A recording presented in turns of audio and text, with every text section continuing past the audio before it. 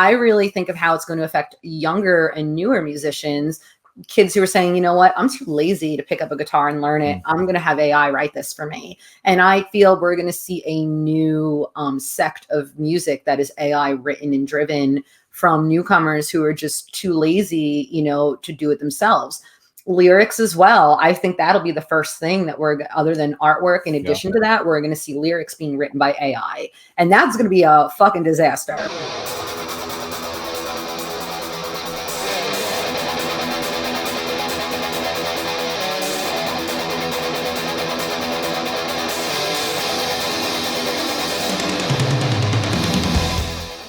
Greetings, Legion, and welcome to episode 215 of Into the Necrosphere. This week, I'm welcoming back to the podcast for the fourth time my good friend Katy Irizarry of Suspiria PR.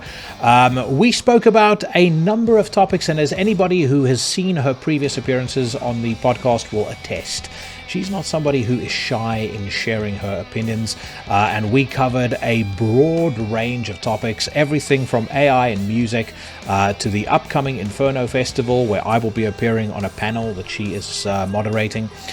We also spoke about a couple of controversial topics. So if you're of a sensitive disposition, and you're not so keen on hearing people share their views on politics and things that, could potentially be triggering to some folk, this might not be the episode for you. That being said, I know that the Legion welcomes open conversation. That is going to be coming your way in just a few minutes, but before we get to that, it is a standing tradition on this show now that we celebrate independent music at the start of every episode.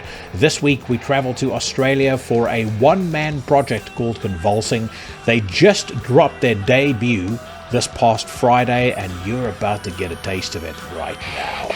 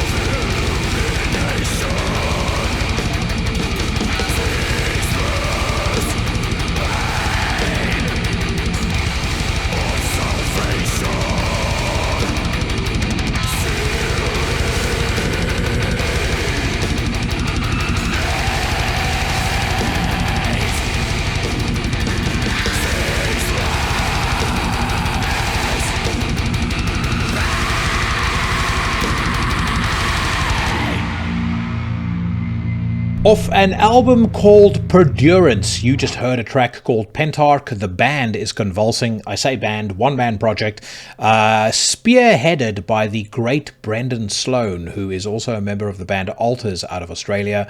Alters' last record came out back in 2022. Great stuff. Black metal more so than the dissonant death metal that you just heard now. But I would strongly recommend you check out Alters, and I would also strongly recommend you head over to Bandcamp and pick yourself out some Convulsing music. If you like what you just heard, I'm sure that Brendan will greatly appreciate it, especially when you tell him that it was old Jackson at Into the Necrosphere who sent you. If you are new to the podcast, my friends, make sure that you have elbow dropped the subscribe button on your platform of choice if you've not already done so.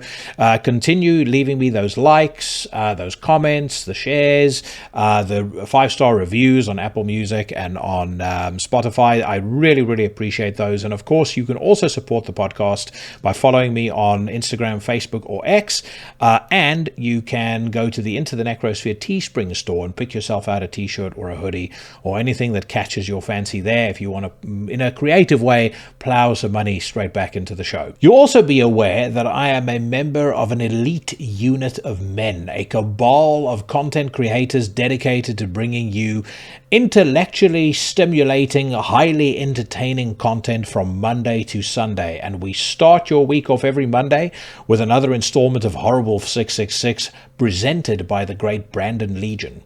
Every Tuesday, yours truly casts hexes and slays poses on Into the Necrosphere.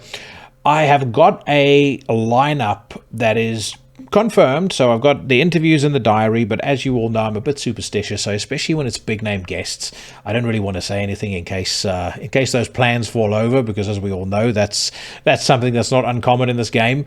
But what I will say is, between Inferno and between the pipeline that I've got for March, the Legion is going to be very, very pleased indeed. And again, I could not have been in this position without your support. So I kind of see this as a bit of a dedication to all of you. Stick with it, or keep watching the space, I should say, because the next couple of weeks are going to be super exciting. That being said, on a Wednesday, we've got Sensei Mike Hill bringing you Everything Went Black, and he returns every Thursday with my favorite podcast of the week, Necromaniacs, alongside his co-hosts, Sheriff Mike Scondado and Professor Jeff Kashid. Every Thursday, alongside Necromaniacs, the Sinister Minister, Carl Hikara, brings you a journey into the dark, the weird, the arcane, and the esoteric. That happens on a Thursday as well as on a Sunday. And then waiting in the wings, unbound by any kind of routine or regular schedule, Cheyenne of the band Trivax, whose t-shirt I am sporting right now, brings you another installment of Iblis Manifestations. He recently had a phenomenal episode with the frontman for an Iranian band called Confess.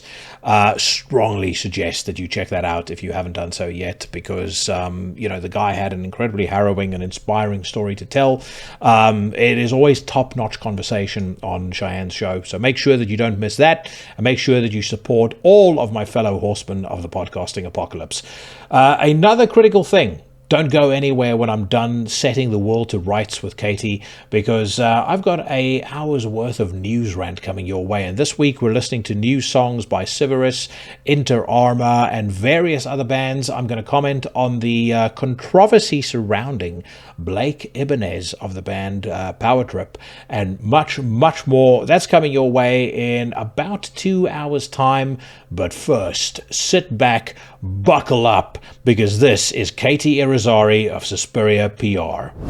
What motivated that? Is it the Sopranos revival that I see going on? It is all over the internet. That's exactly what it is, and just leaning into my Staten Islandness. Yeah, you know why Meadow is named Meadow, right? Wait, what? You know my daughter's name is Meadow.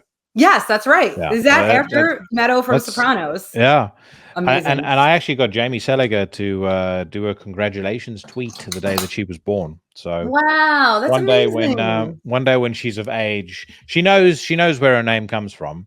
But one day when she's of age, I'll go, all right, this is that's the Meadow Soprano, and that she was saying congratulations the day you were born. So how old it's is something she very now? trite and very silly. She's 9 now. She's going on 10. Okay. All right. So she's got a couple more years. I feel like I started watching The Sopranos when I was like 13, 14. So I turned out fine. Yeah. It's interesting. It's like, I'm at that point now with her where there's like this, I'm not, I'll have these things that I want to show her, and I'm not 100% sure whether it's the right time yet. And then I think, okay, did I watch this when I was her age? I mean, I was a very stubborn kid. So when my parents said I can't watch something, I figured out a way to see it. Oh, same. So it's like, if I wanted to see something, I was going to watch it. Same. But she's watched Predator, she's watched Alien. I've taken her through the classics. Predator 2, not yet.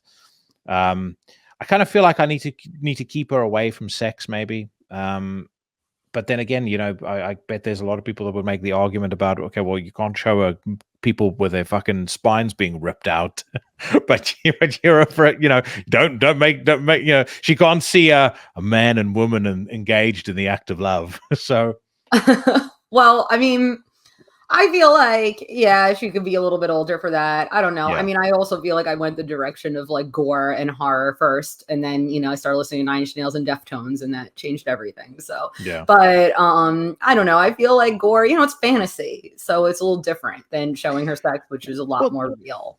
That's my thing. It's like, okay, what's the chances of her imitating what she saw on Predator? Right. But there's much more of a chance that she develops a curiosity about something that she saw on, I don't know, let's take something like a movie like Youth in Revolt. And I'm like, I don't want to roll the dice with that. As much as I think Youth in Revolt is funny, she's seen some risque comedies. And the other day she pipes up in the car and she says, what type of comedy do you like, Daddy? And I'm like, well, you know the kind of stuff that I like. Yeah, I've noticed you really like sexual comedy. Oh my God. I'm like, well, so how's Anchorman sexual comedy? So then she starts rolling out all the jokes. It's like, oh, fucking hell. So I would have hoped we wouldn't understand what was going on and just ignored it. So. Yeah. It's good that you could have open conversations about it, even though you're not actively showing her the stuff. It's good she feels comfortable to come to you and bring it up and ask you about it. So I feel like that's kind of the way to do it. Just let her discover these things naturally and be able to have open conversations. Well, I agree, and there's another benefit to having open conversations, and that's the fact that I can, I have said to her in no uncertain terms, there's going to be things you're going to hear at school from time to time, and I don't want you throwing your hand up in the air and going, "My daddy says this is bullshit," but understand it's fucking bullshit. Now we can talk about it. I'll explain it to you. And I've given a clear instruction on exactly what those are, what the triggers are. Yes. I said, but you know in your heart it's fucking nonsense, and there's no reason to listen to it. So, I mean, she lives in a village of about there's about 500 people there, and the school she's in is tiny. Like I think there's maybe 50 or 60 kids in that school. Wow. So it in a weird way you kind of get the benefit almost of private schooling, but in a without having to pay for it, because over here if you're in a public school it's free. I don't know. It's free in the US as well, right? Yeah, public school is free, but it's definitely like the school. I went to New York City. Public school was overcrowded. Like there was literally like a couple thousand kids in my freshman class, but only about 500 of us graduated. A couple thousand? Couple thousand, like 2,000. Yeah. And only about 500 graduated. So in like an average class for you, like what was the average class size? 40, 45. Yeah. And it was a problem, for people like me who like learn differently to have to, like you don't get the attention you need when you need it. I was lucky enough to be in, my freshman year in, no, not freshman year, I'm sorry, in my first year, 5th grade, because I was in Catholic school before that. So in the 5th or 6th grade, whatever, 6th grade, when we went to public school, even though I had good grades because I went from Catholic school, they had put me in like regular classes with Gen Pop, and it was disruptive and really affected me in my learning because I was used to a quiet, kind of more hands-on environment. And it was just like the teachers really couldn't give you that attention because they had to deal with kids who were fighting and being disruptive and acting out. So that was a little challenging, but then I'd gotten my grades up and was able to be in advanced placement classes, or at least honors classes and some advanced placement classes for the rest of the term. So it was better because then you had more of a structured environment and you could kind of get the attention you needed. And those classes were smaller. But for the like gen pop classes, those were very like 40, 45 kids. And like I said, you're just not always learning. I mean, my brother had a really bad experience in one class where the teacher just stopped teaching because the kids were so fucking disruptive. So it was, and he kind of lucked out though, because it was an English class and the teacher was like, whatever, you're Katie's brother. I'm sure you're fine. You know, we'll pass you. You're fine. Because he really also is one of the good kids. So it had a lot of positives, a lot of negatives at the same time. So when we had corporal punishment in my school until I was 16 years old, and when I say corporal punishment, I mean you got your fucking ass kicked. It's like there was a meme being passed around, and I showed it to my daughter, and it was of this kid in the same kind of school. I'll send it to you actually. The text is in Afrikaans, but I'll explain to you what it means. But anyways, it's this kid bending over, and the principal standing with a rod behind him about to strike, and the text is, "That's because we were raised right." Like when you see the picture, exactly the way that kid was dressed is how I had to dress at school, and exactly that scene played out many times while I was at school. And the crazy thing is, so the government outlawed it when I was 16 years old. I finished school when I was 17. You finish school when you're 18 in South Africa, but I got progressed a year when I was much younger, so I was a little younger than the kids in my year. But anyway, they outlawed it when I was 16, and you could literally, the discipline in the school literally just nosedived straight after that. And I'm not sitting here advocating for an ass kicking to be handed out nowadays, but I will say I genuinely could see a direct correlation that within 6 months the kids were exponentially more misbehaved than they were previously, because before it was either going to be the principal giving you the cane, or our PE teacher, like our physical ed teacher, used to just fuck us up like there was no tomorrow. Like normally, we would do phys ed twice a week for an hour, and normally it was fun. You'd play rugby or you'd play cricket. Sometimes we'd wrestle, we'd box. It was like, it was good stuff. But you knew you'd fucked up when he walked into the changing rooms when the boys were getting ready, and he would just stare at everybody and just quietly go, "All right, gentlemen, first things first. When you're done here, each one of you go fetch yourselves a medicine ball." And then he would make you stand on the rugby field with the medicine ball above your head for 2 minutes. Oh my God. Then you'd have to run around the rugby field twice. And the rugby field's about the length of a football field. So twice around the rugby field. And then you start doing press-ups. And what he would do with it when the push-up started, sorry, I don't know what she's barking. I don't know. I saw her run into the room. Yeah, just hold off for 2 seconds. I'm going to shut the door. So she's... Yeah, no problem. Right, scram.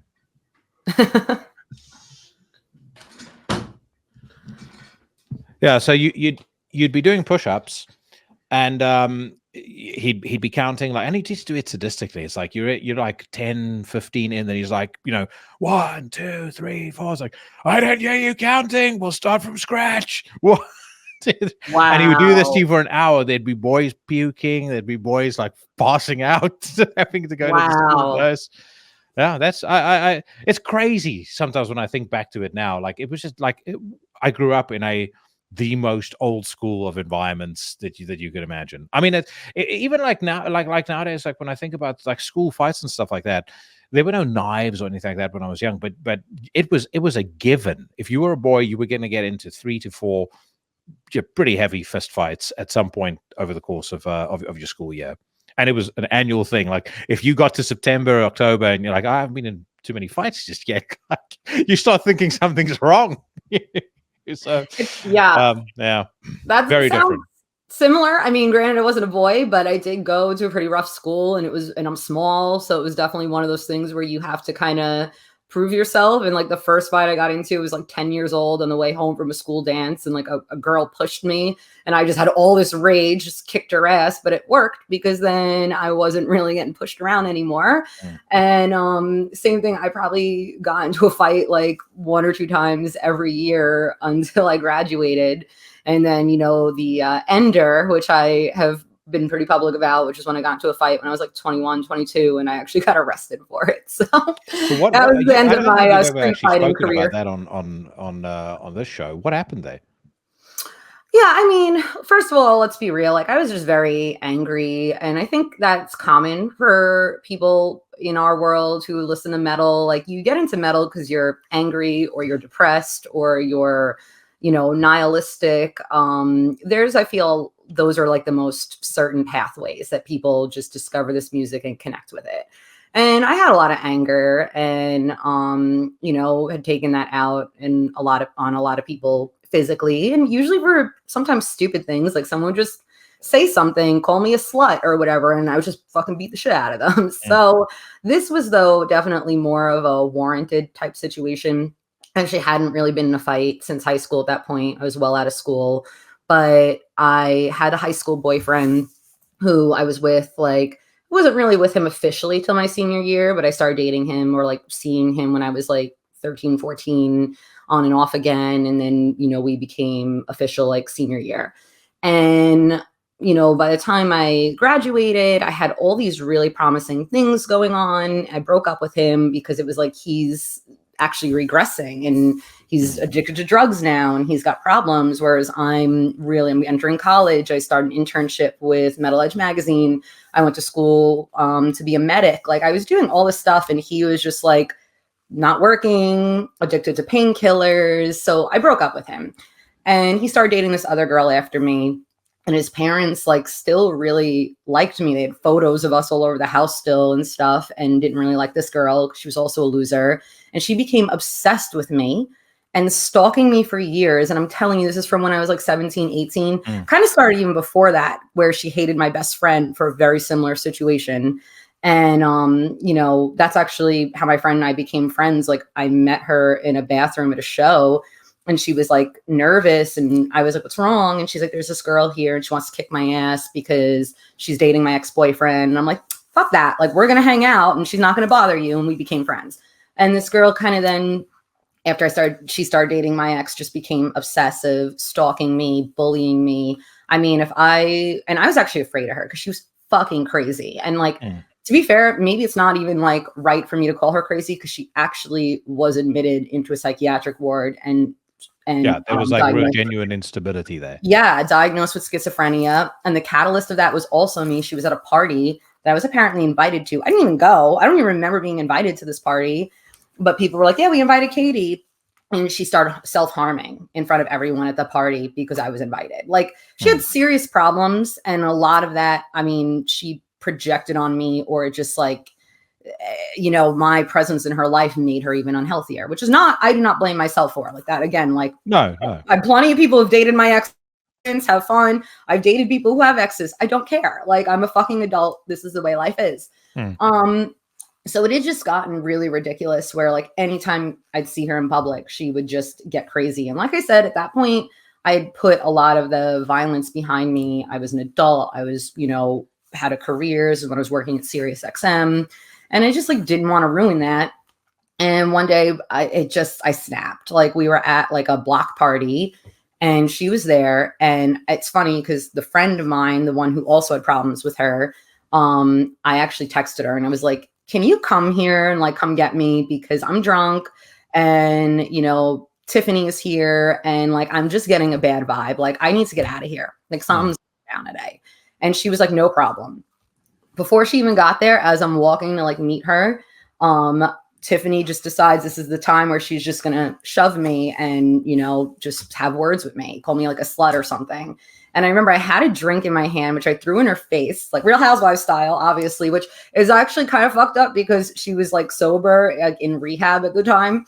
So I throw alcohol in her face and then I just started fucking pounding the shit out of her. And what happened was I broke her glasses. So she had cuts like glass, like in her face from breaking her glasses. So they thought I used a weapon and they thought that I used like a bottle or like the other thing was like, when I was ready to fight her, I just threw my bag and everything to the floor, like Staten Island style. And my phone, like when I just grabbed my shit, my phone fell behind. So they said that I either used my phone or I used a glass because of the alcohol that was on her, which was not true. And there were it happened so fast that there really weren't that many witnesses, except for like the 3 people who were walking with me and maybe 1 or 2 others. Because this wasn't like we were arguing for a while and people were like crowding around. Like she just shoulder checked me, said one thing, and I just snapped. And it's response. Yeah. Yeah. So it's not, but of course everyone wants to get involved. I saw her use a brick. I saw her use this. I saw her use that. It was just like ridiculous. But it was kind of funny because I just get to this fight and I'm like, I'm gonna get out of here.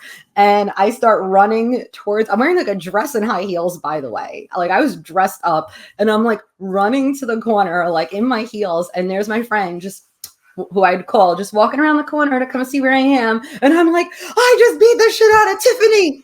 This is not Run, the cops are coming. Yeah. I'm like, this is not my blood. This is her blood. We gotta go. So we hunkered down to her mom's house. And that's when some of my friends who were there on the scene were like, yo, they called the cops on you. Like, you got to get out of here. And my biggest concern was I was living with my grandma at the time, and I didn't want the cops to show up to my grandmother's house. Like, so I'm like, I got to go. I'm going to take a shower, change into something a little more practical. And then I'm going to go turn myself in, smoke a little joint first to calm my nerves. And then I'm going to go get arrested. Yeah. So I, called, and the cops were like, why did you come here? Why don't you stay? And I was like, oh, I thought I was going to get jumped, which could have been a possibility because she had a good amount of friends there and she was fucking crazy. So who knows? Yeah. So I spent the night in jail, which actually was fun. Like, I was the only one there for a violent crime. And I feel like that kind of gave me respect. Like a lot of people were there for like drugs, No one was really there for anything that serious, except for one older woman who was there for like selling like guns and like selling drugs to kids and shit. And they told her like, you're not getting out of here. You're staying. Like when the rest of us went to go get arraigned at court, they were like, no, except for you. So it kind of gave me like a level of respect. And then, also too, like the next morning, it was kind of weird too, because you don't see anyone, you're all in your own cell. And the next morning we come out and we're all looking at each other and they see I'm covered in tattoos. So everyone's like, I love your tattoos. Like actually a nice time. It was like a sleepover. Like I made friends, we're telling stories. It was a good time. Like it wasn't like slumber party in the poorhouse. Yeah, exactly. I was mad. My friend who was, the one that was also involved in this situation, I was like, can you please just bring me, the cops said you could bring her something to eat. And I was like, can you bring me a coconut water and a protein bar? And she brought me like one of those, like a Gatorade or something else that I just don't eat. And I'm like, I don't eat or drink any of this, but I guess I will, Yeah. I had my hangover while I was in jail because remember I was drinking. So that wasn't fun, but I had a good time. The next morning when we were in the bigger holding cell waiting to go to court, they gave us oranges and I was like, you could rub this on your face. And everyone was like, wow, what a great idea. Like, I don't know. It was just weird. And I mean, I would never do it again, but I'm happy that it was like a positive experience. Don't become a repeat offender. No. Yeah. Eventually with the girl's history, the cops were able to show that she had been reported multiple times by so many different people for harassment, stalking. She also had been in a lot of fights, which showed kind of a pattern. Like there was a bunch of times she pressed charges against people for fighting, and everyone was like the same thing. She instigated it. She got me to beat the shit out of her, and now she's crying to the police. So it helped me out. I ended up pleading guilty. And then I just had to go to like 6 weeks of anger management, which was also an experience. But it wasn't that bad, And I mean, like I learned from it, and it definitely was a wake up call where it's like, I'm too old to be doing this. Like I have too much going on in my life. Like I can't be this person anymore. And I've taken definitely a more Zen approach to these things. But I would even say in that it was an extenuating circumstance. But you want to know something? I'm happy I did it because that girl never fucked with me or my friend ever again after years of fucking with us. I mean, I remember we like took a photo in like before the fight, took a photo in the Victoria's Secret bathroom trying on bathing suits or dressing room trying on bathing suits. And she posted it on her own Facebook, the fucking girl I fought, calling us whores and sluts. And it's like, crazy shit. So after that, she never bothered us. And my friend had run into her one time. She was on her way to work and saw the girl that I beat up walking with her mom. And the girl literally just like froze in fear, turned around and walked away. So I was like, if this had been right before the fight, she would have started shit and her mom was equally crazy and she would have fucking like egged it on. So I feel like I did a public service, and I'm like while I'm not proud of what I did, like I'm glad that it worked out in my favor in the end. So taking out the trash. yeah, exactly. Taking out the trash. So that she sounds like a distant relative of our friend Shelby Lynn. Oh my God. Of the Till Lindemann scandal fame. You know, which is funny because she's really been quiet. Now all of a sudden the tables turn and she's been investigated for false accusations, and now she has charges against her. And funny how all of a sudden she shut the fuck up. Yeah. Well, I mean, I think in that instance, the only thing to do would be the only fair thing to do would be to provide her with the exact same sentence that Till would have gotten had he been found guilty. I agree. Her last comment on Twitter was, "They could offer me 10 billion, I still wouldn't take it. I will not be silenced." And it's just like there's actual video evidence of you misbehaving backstage, and you know there's reasons why you were kicked out backstage. Everyone knows you're full of shit, and you're just doubling down on it. I don't get the I don't get the psychology behind that. Like, surely at some point you go, okay, this is gonna, if you at a certain point where you know beyond this point it's going to be nothing but embarrassment and humiliation, my name's going to be ruined, blah blah blah. I mean, have these people not got any pride? Have they got is there no investment in their personal brand or in their reputation? I've never been able to get it. I don't get it either. And it's interesting because I've been through a lot in the music industry, involved with public figures, and I've never ever even considered publicly sharing that, even though it was real, just because to me one time I did when I was again like young, like 22, 23, and I was in a really bad situation where a boss had basically tried to Harvey Weinstein me and basically had been grooming me, and eventually just was on drugs, manic one morning before work, begging me to come to his apartment, telling me that he wants me to have sex with him, and if I don't, that he's going to fire me. And I was like, I don't give a fuck if I ruin my whole career. I am not going down without a fight. And I reported him and I got him fired, and I didn't ever address it publicly after that.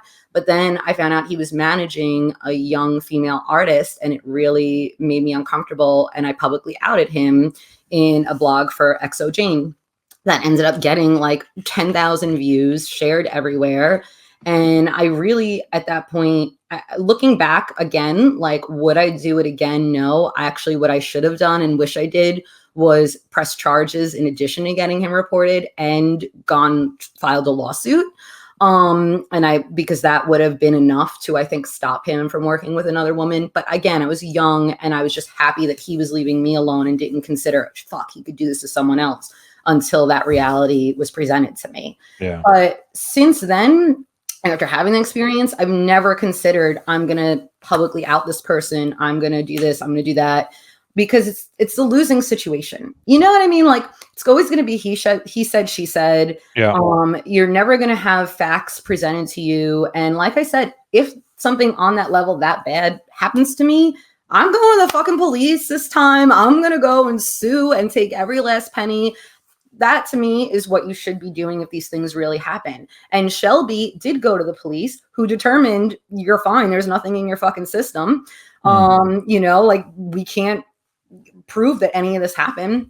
And that's when she decided, well, now I'm going to go, because I think this woman wanted money the whole time. Well, this is my thing, right? As a father of a daughter, I take particular exception to things like the Shelby Lynn situation, because I see it as when you come out with something that's spurious and that's obviously riddled with lies, you make it that much harder for the women who have legitimate cases that they need to bring forth, have legitimately been harmed, wronged, sex trafficked, raped, or whatever the case may be, to be believed, and that's not right. I even have questions over this Janelle. I don't know if you're familiar with this Janelle Grant, Vince McMahon fiasco. Oh yeah, the Vince. I didn't know the name of the accuser, but yes. Yeah, so she worked for him from, I think, 2019 to 2022, and I speak under correction about some of this, but 2019 to 2022 was in some sort of weird, sex for compensation gig, all sorts of vile things happening, her having to service McMahon's mates and whatnot. But the reality of it is she was getting, I think she had a BMW bought for her. She had flowers bought every single week. It's like there seemed to be a reciprocal, if you just look at the financial transaction versus what happened, there seemed to be a reciprocal relationship going on there. Then she has to sign, I believe, an NDA for which she would receive $3 million, didn't receive the full $3 million, all of a sudden comes out and says, I was sex trafficked. Now, that to me, that's not sex trafficking.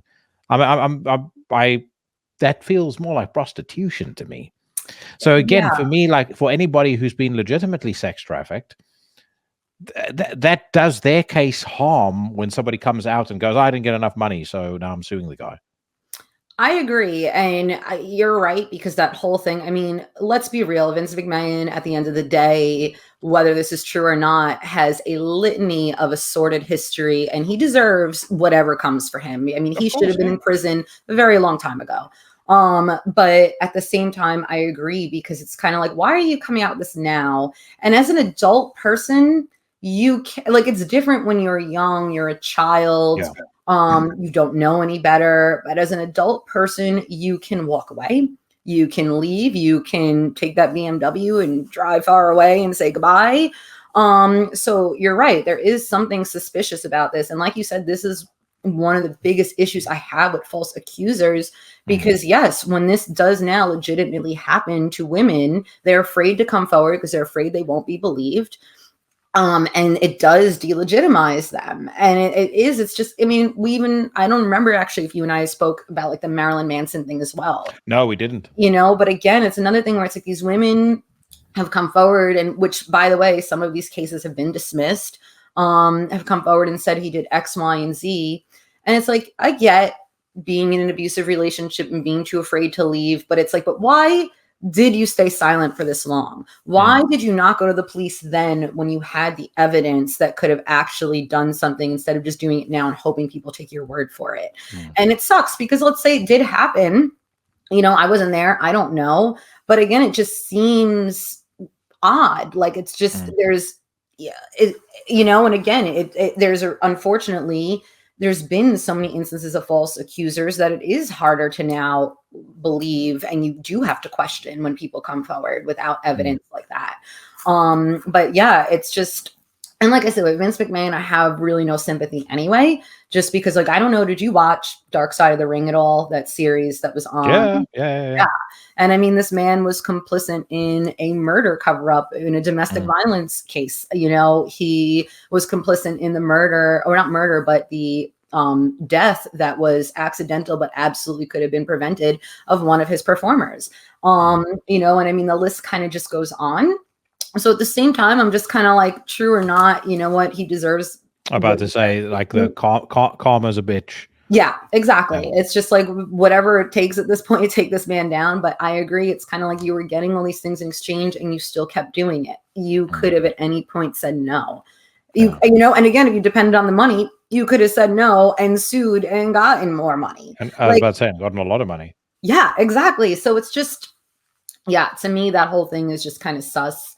And like, again, I don't want to be this person who doesn't believe women, but sometimes you just do have to look at things critically. What's the evidence? What, are the circumstances? And there's times when just things don't add up. Yeah, I was talking to Cheyenne about it, and I said, I'm still on. I'm a believer in innocent until proven guilty. Yes. Give the man his day in court, and if he's found to be guilty, throw the book at him. I do have fond memories of McMahon, because the McMahon heel character on in WWE was brilliant. So many classic matches and classic promos and things like, that I love and watch to this day. So it sucks on one hand to see it. In some ways it's a little like having some of your childhood heroes die, or like Richard Lewis from Curb Your Enthusiasm passed away the other night. And it really kind of reminded me, like, we're just about to enter an era where an awful lot of our childhood heroes or actors that have been around for as long as we've been alive are going to start passing away. I mean, Jack Nicholson, can't imagine he's going to be around for very much longer. De Niro, Pacino, these guys they're very old now. So in a weird way, it's almost like the story coming out is almost like part of my memory of him, or in my mind's eye, he's kind of died to a degree. Yeah, it's the gist of it is, and I don't think anyone would misunderstand, but I'm certainly not saying that, the guy was in any way right or condoning what he did, but it's more the thing of, if you come out with claims, accusations like that, and they're spurious or they're proven to be false, you're just hurting other women with actual legitimate claims, and I can't get on board with that. Absolutely. And again, you're hurting innocent people's lives and livelihoods as well, because even if it does come to light, this isn't true, they're still always going to have that stink on them. It's going to be really hard. People are always going to say, oh, so-and-so, the one who was accused of doing whatever. Even when it comes to light, there's plenty of instances of this with people who have been exonerated, and even women like decapitated. I mean, that girl came forward, basically dropped all the case. She had been before had also been in trouble for reporting false accusations. Plenty of evidence that supported that something was clearly wrong with her and that nothing happened, or if it did, it was consensual. Her story didn't add up. She doesn't report it to the police. She gets pulled over, and that's when for drunk driving, and that's when she suddenly decides this is the time and place to do this. When she left the bus, security was right there. She left her friend behind, allegedly, who was also supposedly being taken advantage of, and didn't say, oh, let me go let the security guard know my friend's in trouble. Come on. Let me not call the police and leave my friend behind and let her. Obviously, none of this really happened. The charges were dropped because it was bullshit, and there's still people who think that they're guilty. I was just about to say, there's people that are, there was a photo the other day that cropped up of Rammstein playing in Germany, and there's a woman outside the venue with a big Kill Till poster. Right, it's like, exactly. That's not right. Exactly as you say. It's such an insidious. It's such a serious. I was going to call it insidious, but it's such a serious accusation to make, because it's an accusation that has such long lasting ramifications for the person who's being accused. Exactly. And if you want to get very conspiratorial, you can start to look at things like, I mean, they leveled that same accusation at Julian Assange. Right. And it's been proven, at least as far as I know, to be complete fabrication, nonsense. But yet they'll any time, and again, the media work in cahoots on this, but any time there's conversations about him, or an article posted about him, alleged sexual abuser Julian Assange, it's like, you're covering yourself legally by throwing in that word alleged, but you're the stench of it is there. You're reinforcing that message, because people are selective in what they read, and they're selective in what they remember. Exactly. But we've been talking for 34 minutes about stuff that's completely random, and you have been going since our last conversation. I mean, I think the phrase "strength to strength" is probably an understatement. And we're finally going to meet each other in person. In just a couple of weeks' time. Actually, as it happens, my visa came back today, so I can street legally go into Norway. Oh, I'm so excited! I'm so glad it worked out. I'm super. I like, now it feels more real. I'm so excited. I was thinking about it the other day, actually. I'm thinking there was a period of time in my life where I would look at Inferno and go, Jesus, man, that must be the fucking coolest thing ever. Black metal festival in Norway. I wish I could go there one day. And now I'm going there as a, invited guest, and I'm super excited. But as I said, back to you, absolutely going from strength to strength. Inferno, I see you announcing a new band just about every single week. I don't know whether you've spoken about the George Romero deal yet publicly, or whether you can announce I haven't, but it's being announced next week, and I will give you the scoop on it. Mainly because obviously I trust you, and because this is far enough removed from music, I think that it's kind of safe to, drop this a little bit earlier. But a really huge opportunity that I'm still just kind of like, wow, like just on total cloud nine in disbelief. I'm going to be doing PR.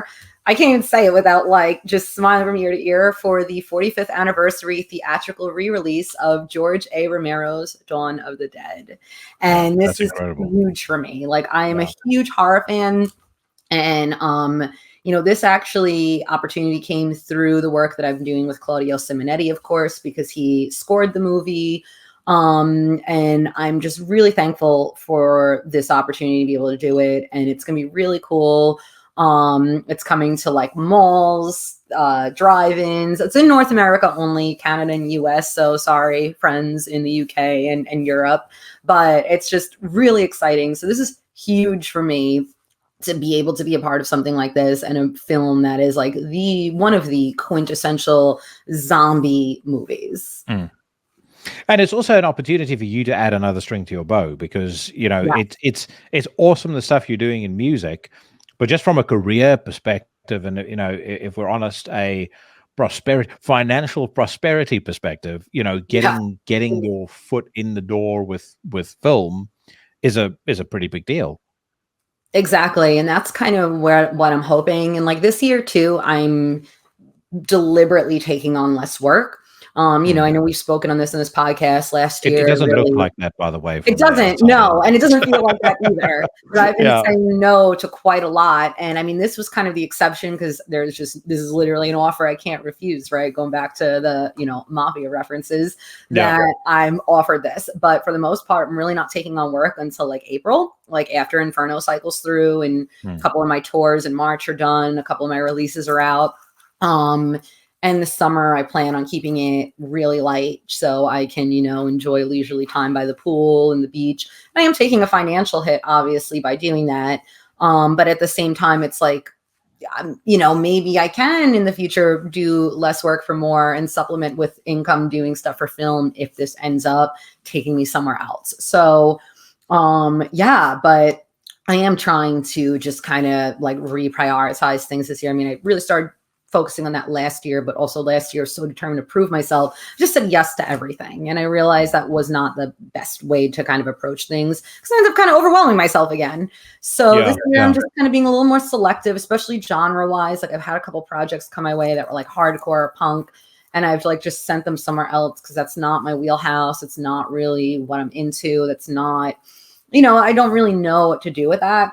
Truly, and I'm not going to take on something that I'm, to me, it's just like I want the extreme, the esoteric, like the stuff that I'm actually passionate about, not just as a publicist, but as a fan. Yeah.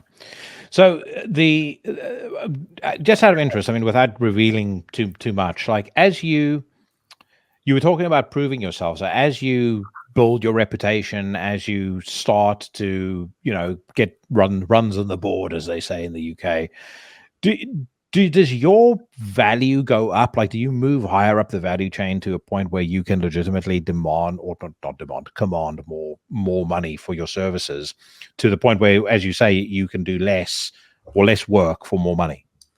Yeah, and that is what I'm doing this year. I raised my rates already. I've given kind of a grandfathered in anyone who worked with me last year that they're still going to get my rates from last year this year. That will probably change next year, but I'm like, well, you took a chance on me when I first started, so I'll keep my rate the same for you this year. But as well as people who, agreed to work with me last year, but the work wasn't present till this year, I'm also giving them that deal. But for other, new people, I've already raised my rates. And some people, let's be real though, even if my rates were lower, there are always going to be people who still think it's too much. They think PR could cost them $400 and they're going to, it's like, no, I'm sorry. We know, well, that'll work out for them. Yeah. There's people who want it, but don't want to spend the money and don't want to invest in themselves. And that's fine. But the people who do have no problem with my rates. And even with this Dawn of the Dead thing, I was like, the agent who hired me, I was kind of like, I don't know, this is what I should charge. And he was like, no, you're going to charge more. So I was like, okay, it felt good to hear that from someone that I should be charging more. So that is pretty much where I'm coming from. And, I guess I could share because it's not really a secret that Black Braid 3 will be coming out next year. And I've already, confirmed with Black Braid that I'll be working on that project. So that's going to be a big one. So I'm kind of hoping to supplement with a lot of these bigger projects. And, as much as I love smaller independent bands, I realize the amount of work they need and the amount of money that they're willing to invest just doesn't necessarily add up. And but does that also not create a situation where you can pick and choose bands that you believe in and get behind? Because, like, again, as an external observer, a great case study for you, and I'm using my own business vernacular here, but a great case study for you is the new Vitriol record. I said it to Kyle when he was on the podcast about, there being a real buzz and a hype around this record. But you can tell there's a difference between who was managing the PR for To Bathe from the Throat of Cowardice to Suffer and Become. To Bathe from the Throat of Cowardice is a great record, and it could have had a real kind of event feel to it because it's a band releasing this ultra extreme, really pissed off debut. They've got a front man who's incredibly compelling, who's very well spoken, very articulate, and he's a real character. And like, I think you really honed in on all of that for Suffer and Become, and Suffer and Become had a genuine event feel to it. I mean, I think you've done a great job with the new Skeletal, or the upcoming Skeletal Remains record. I think at the time of recording this, it's about a week or two away from being released. Yeah. There is a tangible difference to, and it's super interesting because we're in that cycle now where there's a tangible difference between all these bands bringing out records in 2024 versus their previous records, based on who's the person helping with the promotion of that album. Well, thank you. That really means a lot. I'm definitely for these bands that have already been a little bit more established, taking more of a quality over quantity approach. As opposed to like the newer bands that are still making their bones. I'm kind of just, taking whatever I can to start building their profile. But for the bands that have already done it, whether it be Vitriol on their second record or Skeletal Remains on, what is this, their fifth, I think, or Necrophobic, I'm really taking more of a qualitative approach where I'm really being more of a goalie and, only setting them up with the best of the best, such as yourself. Because to me, that goes a longer way than setting them up with 30 interviews and half of them are bullshit. Or more than half of them are bullshit. I would rather them do 5 solid interviews that are actually going to move the needle, reach the audiences they need to reach. And I'm really excited because now I even have broken into some bigger podcast places with Vitriol and Skeletal Remains. Skeletal Remains is going to be doing the Garza podcast, which has always been kind of, for me, a big gold standard. And I'm like, wow, I could finally get a band in there. And, Vitriol, we're going to work on hopefully getting them over there next time they're in town as well. So, I mean, they're interested, but again, it's just a matter of getting them into Santa Ana. But thank you. I do appreciate those kind words. And at the same time, I don't like to take too much credit because I'm only as good as the music I work. If your music is not that good, I can only do so much. So I do feel that's become really important to me as well. Like, I need to believe in this project. And, like, I was offered something that seems really cool. I don't want to say what, but it's kind of mainstream. It's more like mainstream black metal project, definitely not extreme black metal. Like, this is something you would like listen to as like an entry level black metal thing. And it's kind of gimmicky. I actually hadn't even really heard of it because I feel it's so kind of far removed from the type of music we listen to. And it seems really cool, especially being that this is a band that, has gotten in Variety and all these big magazines. But at the same time, I'm like struggling with it because I don't know that I really, I don't know. Like, it just doesn't feel like a good fit for me. Yeah, there's no passion for it. Yeah, exactly. So there's some things that come up that I just kind of have to weigh it, but and I will say too, what I'm really stoked for right now is Antichrist Siege Machine. And I feel like I'm definitely, that band, we're on the same wavelength with a lot of things. And I really appreciate that they're super communicative. You'll be chatting with one of the members and, I think next week. And they're right now definitely one of my all right, I'm feeling really good about this. And they're on the same page. Like, they want to take the qualitative approach. They only want to speak to people in this genre, not people who are just kind of all over the place. And I appreciate that because sometimes bands don't necessarily get that and feel like they want more and don't understand why maybe I'm gatekeeping a little bit. So, and that one I really feel like I'm going to blow up. We're actually going to be doing a listening session too. We haven't announced it yet at Inferno. Hopefully you'll be there. So yeah, no, for sure. Well, we're flying in on the Wednesday on my birthday. Yes, then, right. yeah, and then we're there until Monday, so we'll be there for the duration. I did need to, because Paige she's not into the metal game, so bless her heart. She one of the Legion referred to her when we were at Reaper Festival last year as long suffering Paige. She's incredibly patient with me with this bullshit. So I did spring for business class flights to Norway, and I did get a bigger room for. I'm going to forego claiming back any money. So don't worry about that. I'm not a piss taker, but I thought, okay, if I'm going to take her there and she's going to be inflicted with metal for a whole weekend, I can at least make it nice. So yeah, but I'm fucking super excited.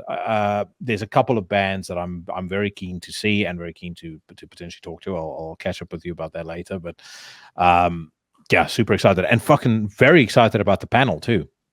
Yes, we're doing a panel. I'm really excited about that as well. It's an idea I've had for a while. And the stars kind of aligned with Antonio and Pedro from A&P Reacts were the first ones that were like, hey, we want to come to this. And, same thing. They were like, we'll pay our own way. We'll get there. And I'm like, okay, that's half the battle, because you never really know with budgets and stuff like that what will be available, because it's grant money and you never know, is the grant going to come? Is it not? I mean, I've been kind of working this festival in good faith, like not even knowing if I was getting paid this year. I am, it worked out, but I was just kind of like, I don't even know if my grant's going to come. So, but I'm going to do it anyway. So I'm like, all right. And then I'm like, I really love to do something focused on podcasting, because I feel, and you might agree with this, in like Europe and the UK, it's still kind of misunderstood and not really as celebrated or common as it is here in the States. And I definitely had even bands sometimes, like I was the first publicist with certain bands that have even set them up with podcasts, because others don't necessarily take it seriously. Look, I get it, because there's also, anyone could start a podcast. So there's bozos out there with 20 followers who are requesting some of the, mayhem in the biggest bands. And it's like, you got to prove yourself first, dude. I'm willing to work with those, but you need to also kind of work with me and start with my baby bands before I'm giving you the cream of the crop. Yeah. And I need to know that you can hold your own, that you're a good interviewer. I don't even care. Like I said, not even about the numbers as much as it's just about the quality of this interview. I don't need someone asking them the same fucking 10 questions everybody else is going to ask them. I need someone like you who's going to actually take them on a, real journey and ask them questions. It's going to really be very cerebral and, get them talking about things that they aren't normally going to talk about. And whether that has to do with the band or the WWE or whatever. But yeah. It normally is whatever is on my mind at the time. I still have, and this is going to be episode 215. I still have a morbid fear of getting on a podcast and not knowing what to say to somebody. Every single episode I do. Before I spoke to Kyle, I even spoke about it openly in the podcast. I was like, Cheyenne had done such a great job with a episode with Carl. Like, I'm not sure I really have anything to say to him beyond that.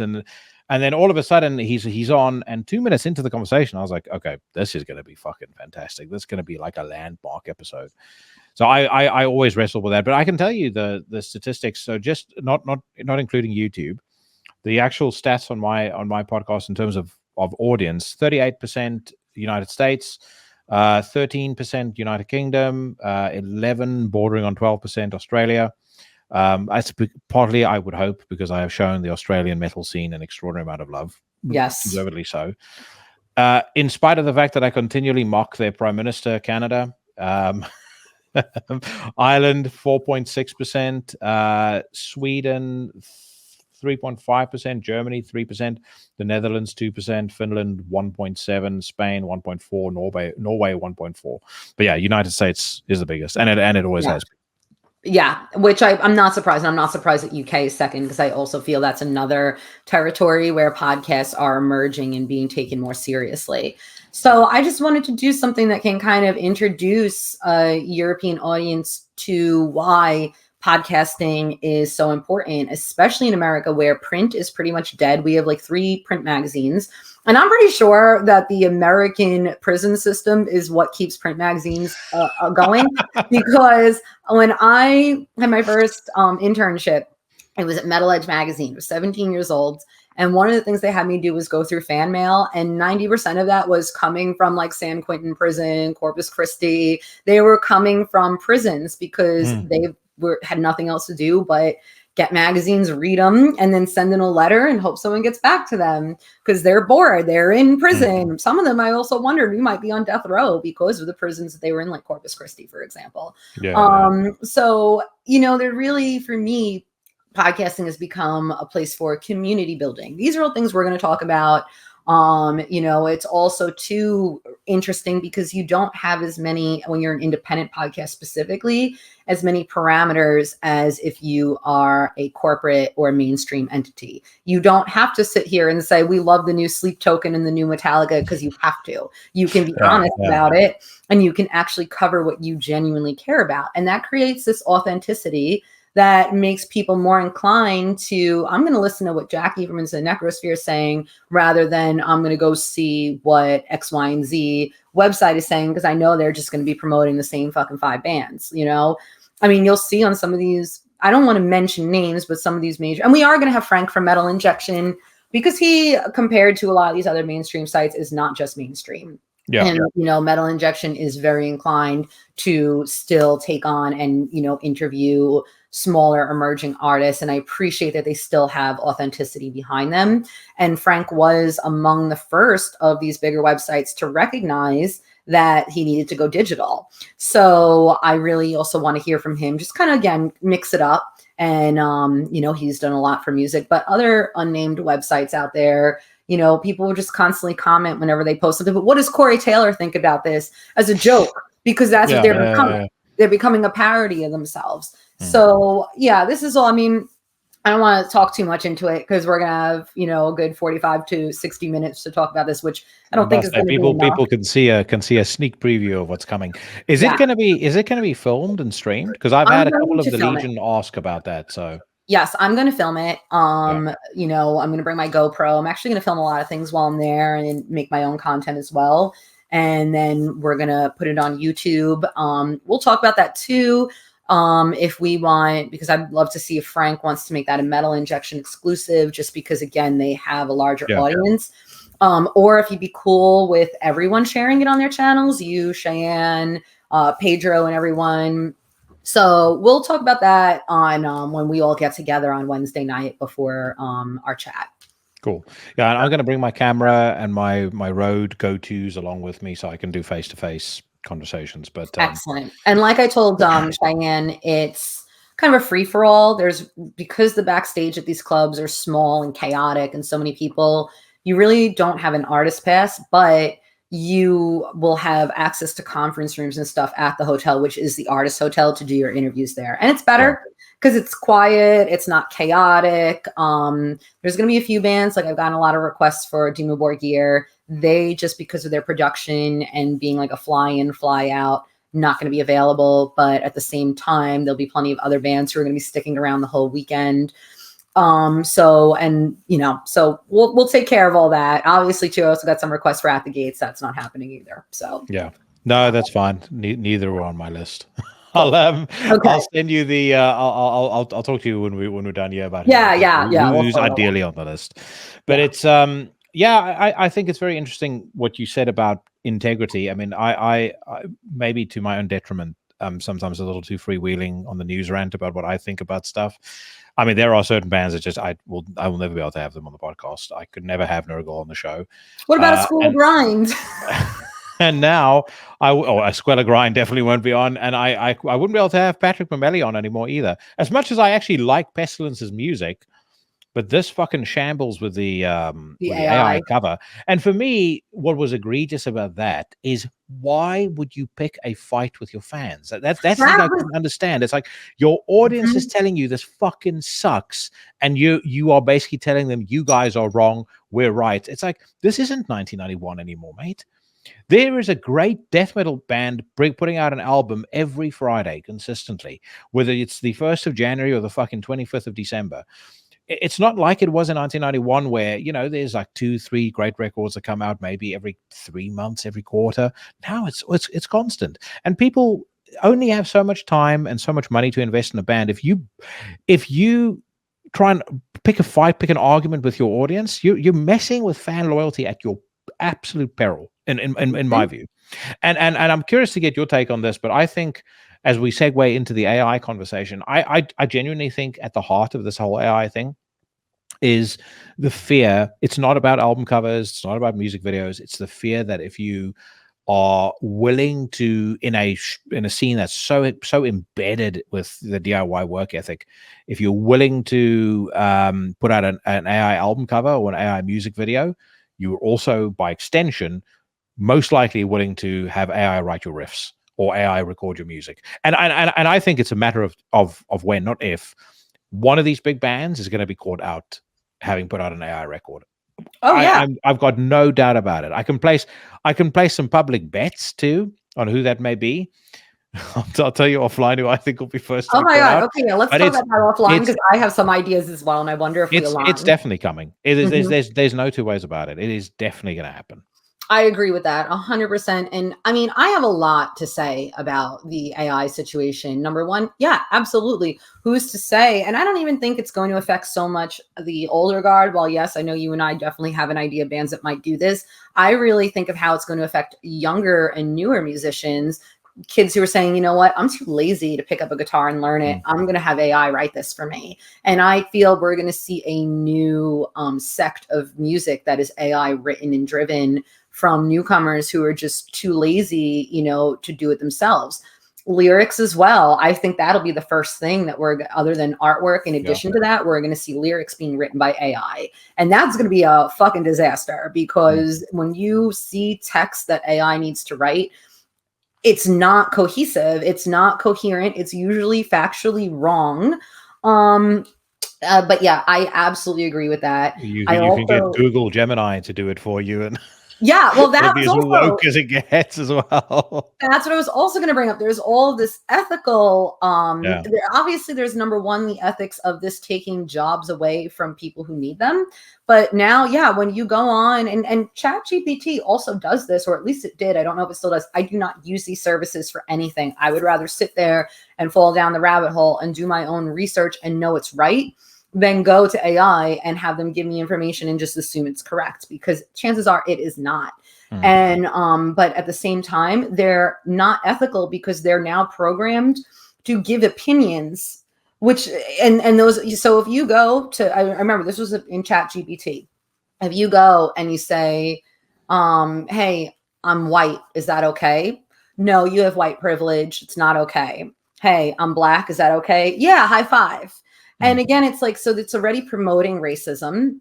And same thing with politics. If you, and this is what's happening with, Google Gemini. If you say, who is Joe Biden good? Yeah, Joe Biden is great. Yeah. Is Trump bad? Yeah, Trump is bad. Like, it's just programmed to give you these political answers, when in reality, AI should not be ever giving an opinion. It should only be giving facts. You want to know more about Joe Biden? Here's more, and it should be factual. You want to know more about this? Here's more. You want to know if this is okay or this is not? I am not here to decide that for you, but here's some resources you could look at. But that's not what it's doing. It's actually now programmed to indoctrinate people and give people, kind of put opinions in people's head. So there's a lot. It's fairly naked social engineering. That's exactly what it is. I mean, it's social engineering at its core. And I think, especially when it comes to, you talk about election interference. I mean, how is that not blatant election interference? Yes. They were talking about, Russians were posting misinformation on Facebook and whatnot in 2016. What's different? Right. What's different? And just so you know, with election interference, that's apparently not really a thing here. If the Democrats are doing it today, the Democrats win, there's no election interference. It's the most secure election in all of history. Right. And which I don't know if you saw today that Kamala Harris came out and they're now going to pay college students to register to vote, which is illegal, but not when the Democrats do it. It's okay. No. Same thing with immigration. The reason why they open the borders and are letting as many come in, and they're giving them all of this stuff. We're going to give you $10,000, while our own citizens in Hawaii, have literally not a dollar to their name and are still struggling and homeless. because of fires that, let's be real, people think the government started. We're going to give you an iPhone. We're going to give you shelter. But our own citizens, our veterans, the Hawaiians, the people in East Palestine, Ohio, who were subjected to a chemical spill, they're on their own. But we're going to take care of you. You know why? Because you're going to vote for me. And that's exactly what's happening there. It's so obvious that they are bringing these illegals in order to get the vote and steal the election, because their old tactics, people are onto them. So they probably don't want to do that again. Well, I was about to say they're losing support amongst African Americans hand over fist. They're losing support amongst Latin Americans hand over. I mean, actually, they've already lost that ages ago. I saw the other day 41% of Latin Americans now openly support Trump. Yep. And I think the number has risen to certainly north of 20% amongst African Americans. So they realize they have to replace that caucus, or those two caucusi with somebody else, which is why the border is open, and they're already pushing in several strategic states to be able to legalize voting for illegal immigrants, which is to me, it's so criminal. And to me, the greatest insult is when they constantly speak in these very hand-wringing emotional terms about protecting our democracy. And then they do that. It's like you're brazenly attacking democracy whilst talking about protecting it, and then there's people that actually fall for this nonsense. I don't get it. I don't understand how an intelligent human being can look at that. I don't care what part of the political spectrum you sit on. You can't look at that and honestly say this isn't something ridiculous. I mean, it's like the absolute shambles that's been this Trump lawsuit in New York. He's accused of defrauding a bank, who the bank actually said, we're perfectly happy to keep doing business with him. Everything is above board and fine. He paid back the loan. No, it's not fair. It's not right that what he did. This is about fairness. How is it about fairness? Right. It's not fair to say to somebody that prime beachfront real estate in Florida is only worth $18 million, which is what they valued Mar-a-Lago at. I think his valuation, according to the lawsuit, was $300 million. But the bank go in and they do their due diligence. So if you're going to take a loan against a property or an asset, the banks still have to go in and sense check what you have stated the value of that asset is. And if they think it's fine and it's above board and they give you a certain amount of money, that's their risk to take. So, I mean, Kevin O'Leary spoke about this with some nitwit on CNN. And, I mean, he was basically saying, again, it doesn't matter what side of the political spectrum you sit on, anybody in business who's just seen that, any real estate developer, they're done with New York. They would move every single thing out. They would be wise to move every single thing out of New York if they possibly can.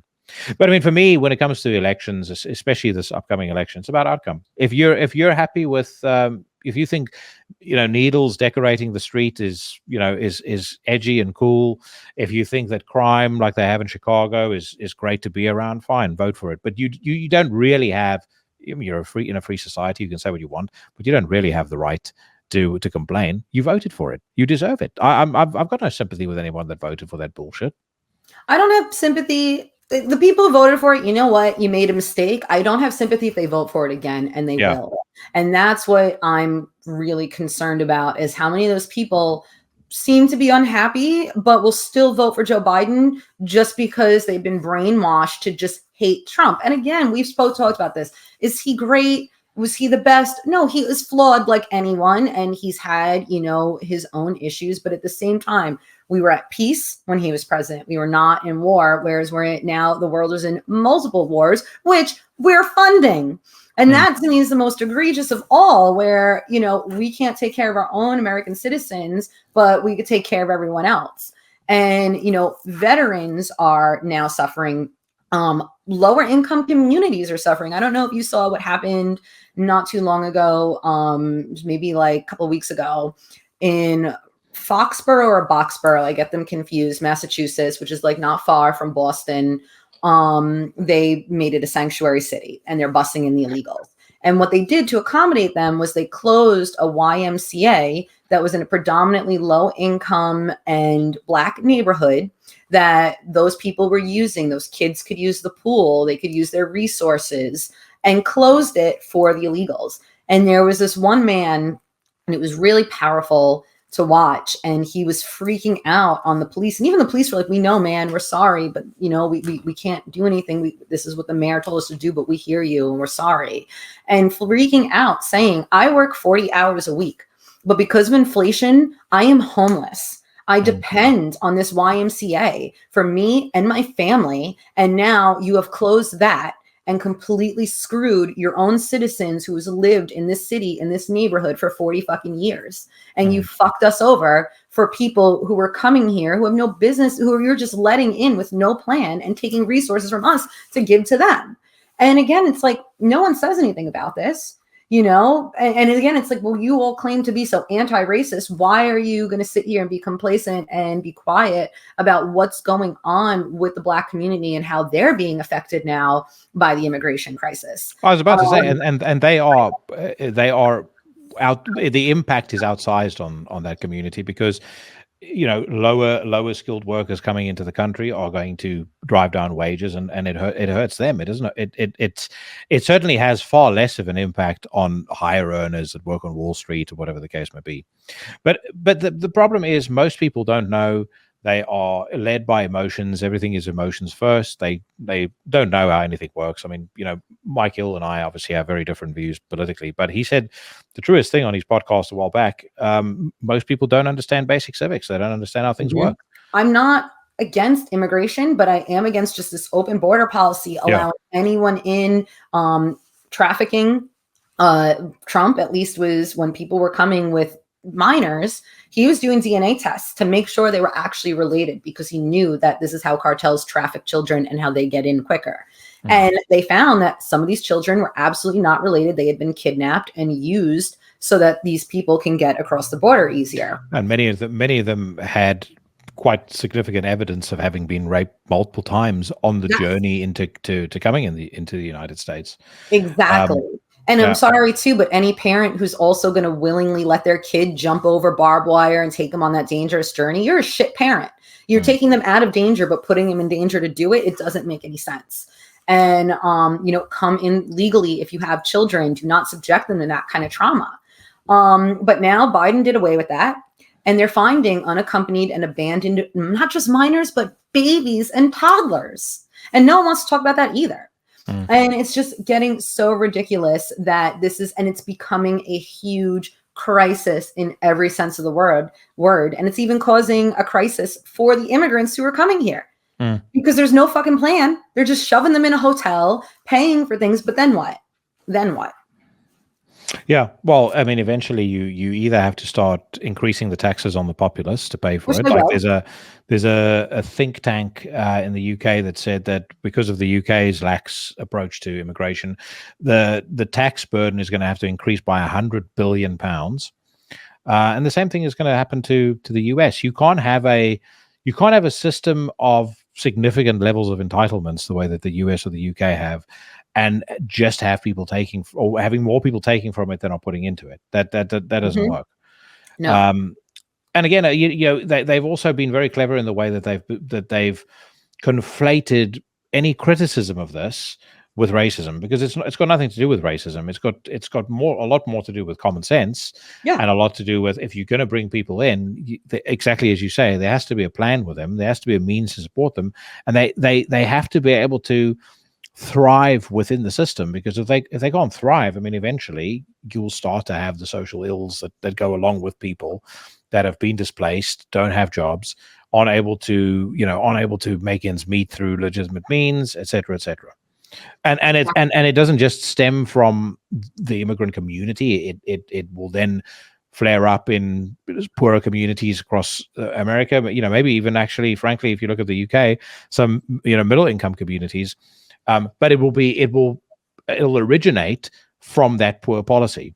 You have the absolute right to vote for whatever you want, but if you vote for a bunch of bullshit and you don't like the results, and you keep voting for that and you keep supporting it, I'm sorry, you deserve every single thing that you get.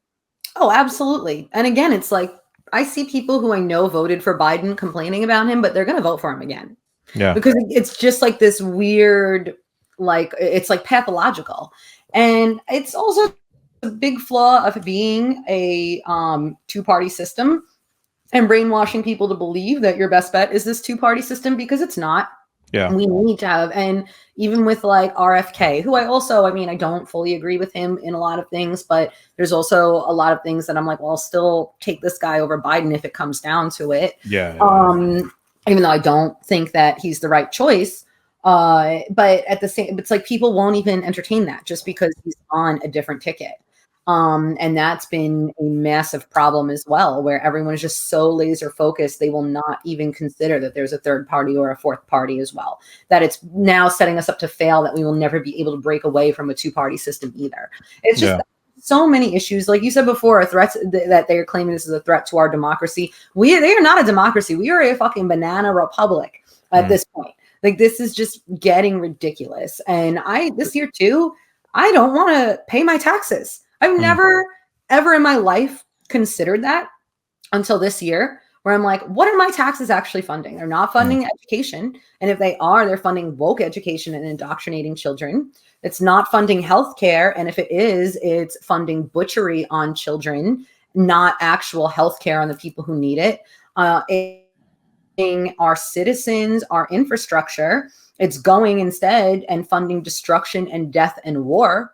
Why am I paying my taxes? Well, the first place that people need to start when they think about taxes is they need to think about how much tax they pay and how many days of labor they are doing every single day free of charge.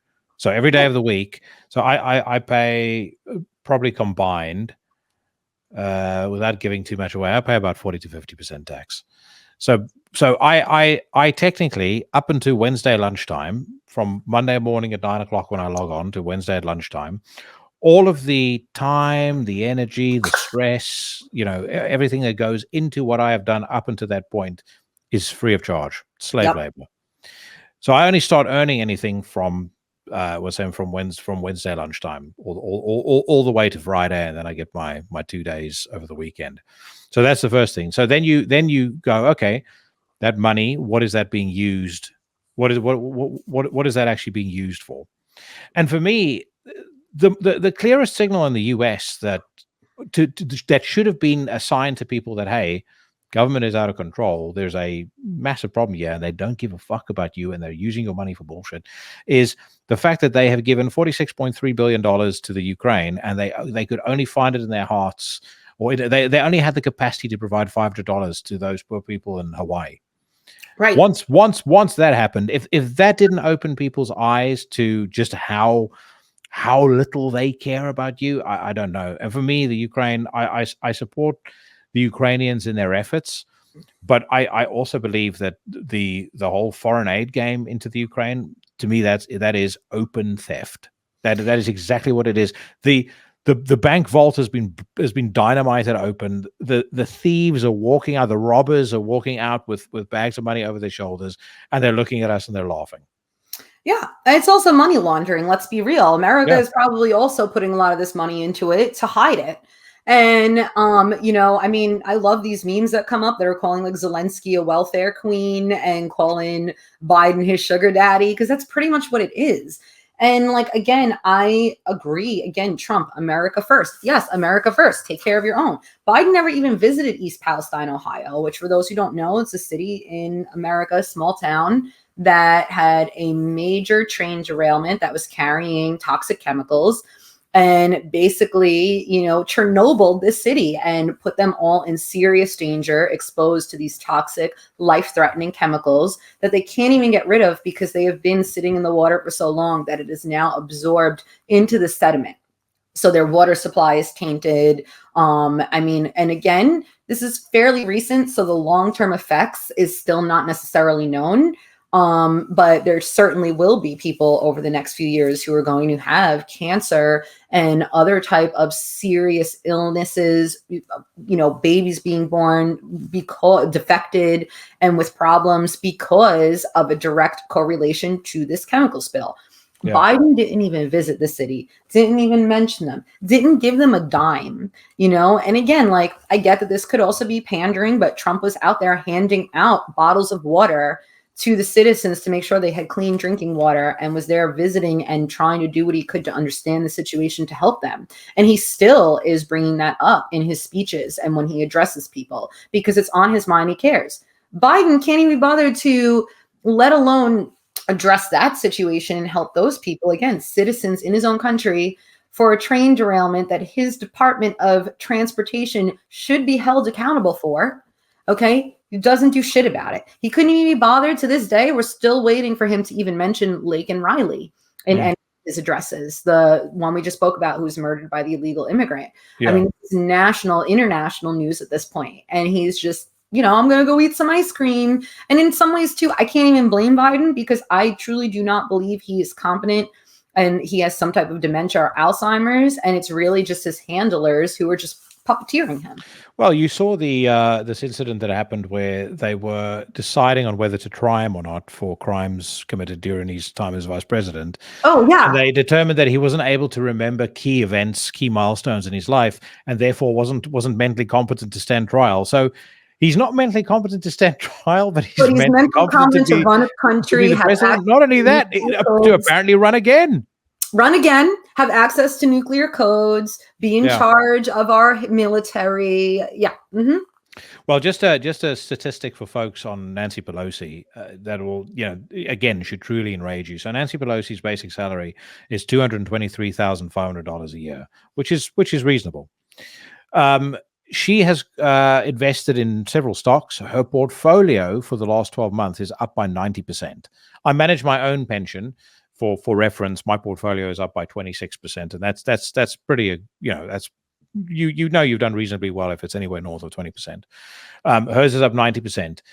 She has made in the last 100 days $1.9 million out of NVIDIA share options that she's made, and every single one of the bills that she's voted on that have anything with regards to semiconductors or AI always seem to go the way that favors NVIDIA.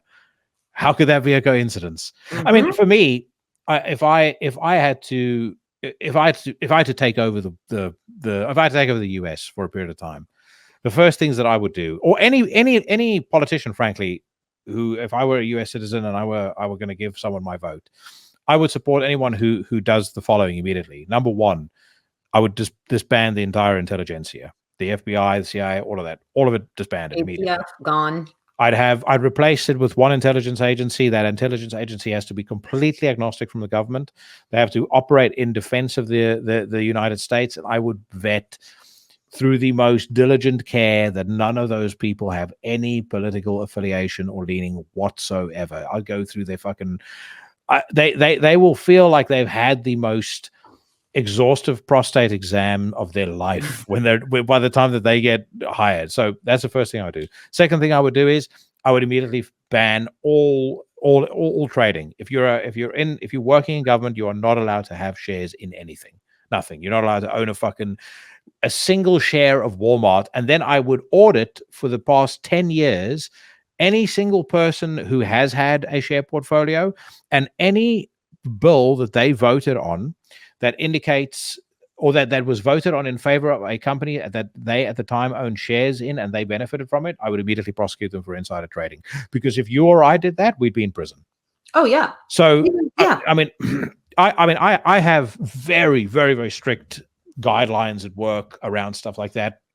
I have to sign a code of conduct every single year that says that if I have any insider knowledge of something that a company is doing, I am not allowed to own a stock of that company. So any of my clients, I'm not allowed to own a single shred of what they have. And I need to, I mean, technically I know if you're working in a bank, it's even more severe than that. Like you have to declare every single share that you hold if you have a stock portfolio of your own.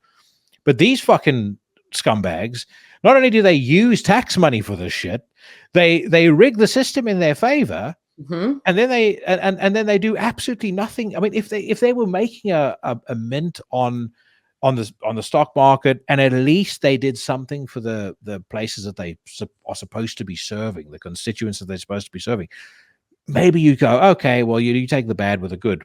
What has she done for California aside from turn one of the most beautiful affluent areas of the US into in certainly in many parts, a complete fucking shithole.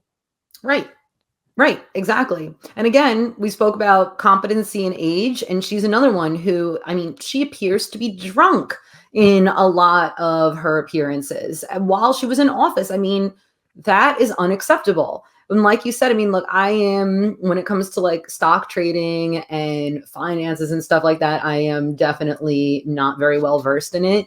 Trying to learn about that stuff, you might as well just be teaching me Greek. I actually probably would pick up the Greek language faster than I would pick up something having to do with finances and stuff like that. But even so, I know what she is doing is wrong. I know that there is a degree of insider trading and inappropriate influence to favor the places that she's invested in. That is not okay. It is not okay from anyone, but especially a political figure. I just actually listened. I did a deep dive on like a 2 or 3 part podcast on Martha Stewart and how she basically did this and why, broke down the insider trading and, how she ended up getting caught for it and everything. And it's like, yeah, exactly. When you're invested in this, you need to be doing it honestly, because now you can, because she and others were tipped off that like, hey, this like product that you're investing in is not going to be FDA approved.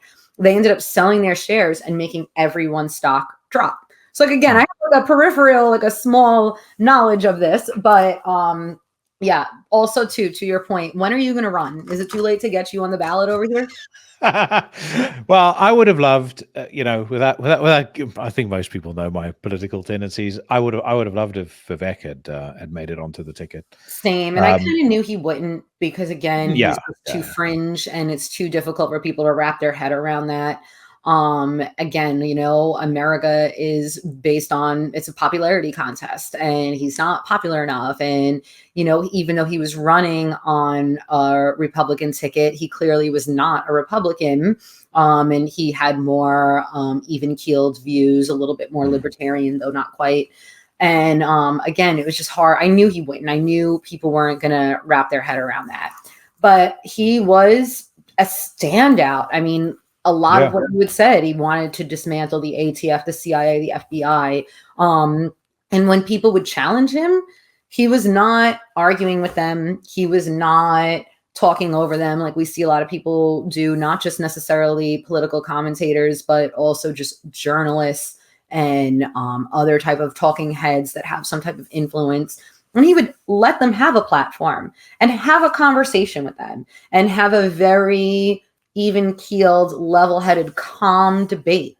That's what we need. But I knew, unfortunately, that there wasn't a chance in hell just because of how the typical majority of Americans think. I mean, I made sure, like, because I moved down here to North Carolina, and I double-checked. I was like, I got to make sure I'm registered properly because I need to make sure I vote in this primary and vote for him. Of course, he never made it. He dropped out gracefully. Pretty early on in the campaign, but still I was like, regardless of how it goes, I want to make my vote count and vote for this man. Well, I mean, at least your neighbors to the north have some hope on the horizon, because I really like Pierre Poilievre. I think he's, you saw that video of him eating the apple. Yes. Like just absolutely annihilating that reporter. I mean, and he's done it over and over and over again. I mean, the thrashings that he inflicts on Justin Trudeau in the Canadian House of Parliament on an almost daily basis, by the looks of things, is incredible. So it looks, at least to me, like he's going to win he's going to win the next election in Canada in a landslide. And again, what Trudeau has done to Canada is fucking criminal. I mean, it's in my view, he's so incompetent and he's so corrupt. It's almost treasonous. It is. I mean, his own daughter is going against him. His own daughter was filmed telling people, "Don't vote for my dad. He's ruining her country." That's a fucking idiot. Like, that's bad. And yeah, exactly. It's like the things he's doing. I mean, now they're actually kicking around the idea very seriously of eliminating free speech and making it a crime to have hate speech. I mean, they're really just steps away from a social credit system over there, which, is something that people think is a conspiracy. It really isn't. America is also not far behind if we vote for this administration again. Oh, and they definitely will do it. They've made moves to start all of that nonsense in the UK as well. Our supposedly conservative prime minister was very keen on federally backed or government backed digital currencies, and he got a lot of pushback in his own administration for it, which is why he stopped, and it never went any further. But they're fucking itching for that. They're itching for it, and I actually don't mind digital backed currencies in as far as I would, if you were going to keep some form of social welfare and entitlement in the system, I would use the digital backed currencies for that. And I would say, if you are on welfare, you are not allowed to use that money for alcohol, cigarettes, or anything like that. It has to be used on food, clothing from these stores, etc., etc. That I'm in absolute favor of, because my view is that's my tax money. Yeah. I don't want it spent on fucking bullshit. I don't want it spent on booze and on cigarettes and things like that. You ultimately, you don't want someone to stay, in the situation they're in forever. But beyond that, I mean, yeah, I don't know. To an extent, sorry to interrupt, but just like even with food, I used to work at a supermarket, and people with food stamps, and they were buying, Hostess cakes and chips. They were not buying nutritional food either. And it's like, okay, so now you're also going to need more health care in the future because you're on a fast track to diabetes and heart disease and high cholesterol. So I would also, in that sense, like I absolutely agree, especially with the cost of living these days. Anyone in the middle class is steps away from being homeless. I had dinner with somebody the other night, and she told me something that blew my fucking mind. She works for a food bank it's just a sideline. She volunteers at a food bank, and she was saying to me that the majority of the people that come to the food bank are people in employment, nurses. She said teachers are very popular, pensioners, people that are on 30 and 40,000 pounds a year, that basically say, with inflation, the fact that I've got a family, I've got a mortgage, I have £100 left a month after I've paid all of my costs, and I just can't cope. I can't make ends meet. That to me is the biggest disgrace on the face of the earth. And again, especially considering in the UK the tax burden they've placed on us, and the fact that those taxes are being deployed on things that are, I mean, egregious at best, and even worse, things where the population has unanimously said, we don't want this bullshit, stop doing it, and they just carry on. Yeah, exactly. And I mean, I also, like, again, like, I'm not judging anyone for who needs this assistance. And I agree that this is an important thing to have, just as important as Social Security, which is another thing that these, like Nikki Haley is out there, wants to get rid of Social Security and hurt our elderly and make these people, just like what France is doing, and make these people work until they fucking die in order to make ends meet, which is not okay. And again, like, I, as a single person, really took a big hit over the last few years with inflation. I've been on my own since I was 26, so almost a decade now. I'm 34. And I was even on making less money, significantly less money than I do now or than I did last year. I was still able to always make ends meet. And sure, maybe I couldn't afford some luxuries like travel or something, but never had to worry about paying my rent, feeding myself, paying my bills. Now, from over the last few years, my food bill has doubled, my rent has spiked, gas has doubled, and it took such a strain on me. And like, I mean, this is something that I share, that I know other people can relate to, that I ended up moving back in with my folks because I had annihilated my savings over the last few years just trying to survive. And it's not like I'm going and spending my money on all this stuff, I mean, most of my travel are tax write-offs, or thankfully, I'm being compensated because it's work related through the people I'm working for. Clothes, I don't buy designer clothes or anything like that. I buy clothes on thrift and on sale and from like shitty ass like fast fashion stores. Tattoos, I haven't been tattooed in years because I can't even afford that. I'm not spending in excess. I am buying the necessities, and I can't even afford that. I do my own hair. I mean, which probably right now my hair's a mess, but I'm for another time. But I'm not, and I still am struggling, and I was struggling so badly. And it's like, it's not because I'm not working. It's not because I'm not working hard. It's not because, I'm lazy. it's just because the system is so flawed. And even taxes, as a single person, I had an accountant tell me once, like, you need to have a baby or get married ASAP, because your taxes, you're gonna have to pay more and more and more. And now I'm really feeling that. And granted, I'm not gonna do any of those things, but it's like, again, as a single person, I am severely affected financially. So I'm now, like, yeah, in some ways it's nice because I've been away from my family since I was like 20. So it is nice to be with them as they're getting older and being able to help them. My mother isn't super well, so being able to be there for her and help her and everything. But, at the same time, there's a part of me that does feel like shame. Like, I should not be, like, I thought by now at 34 years old, I would be stable. I didn't realize that even though I'm making more money, the amount I have to pay to exist would still exceed that. I'm about to say that inflation creeps up on you. But I mean, inflation is a stealth tax. So again, a stealth tax wrought by government incompetency. Yeah. So incompetency. Sorry, it's end of a long week, and I probably shouldn't have had those beers because I had that work dinner lasted a little longer than it should have. So I probably still have some layover hangover. But no, I'm with you. Weirdly, when I go to South Africa, I've spoken to Paige about this a few times. I often look at if you approach middle class there, your standard of living, I mean, there's a lot of poor people there, so that don't discount that. But if you start approaching middle class there, your standard of living is exponentially better than any middle class person in the UK by far. And I do often look at my friends there that are, doing reasonably well for themselves, and I'm like, man, over here in the UK now, the recent statistic is that if you want to buy a house in London, if you pay the average salary, 31 years to save for that. 31 times your salary to buy the average to buy an average home, or if you're on the average salary. Wow.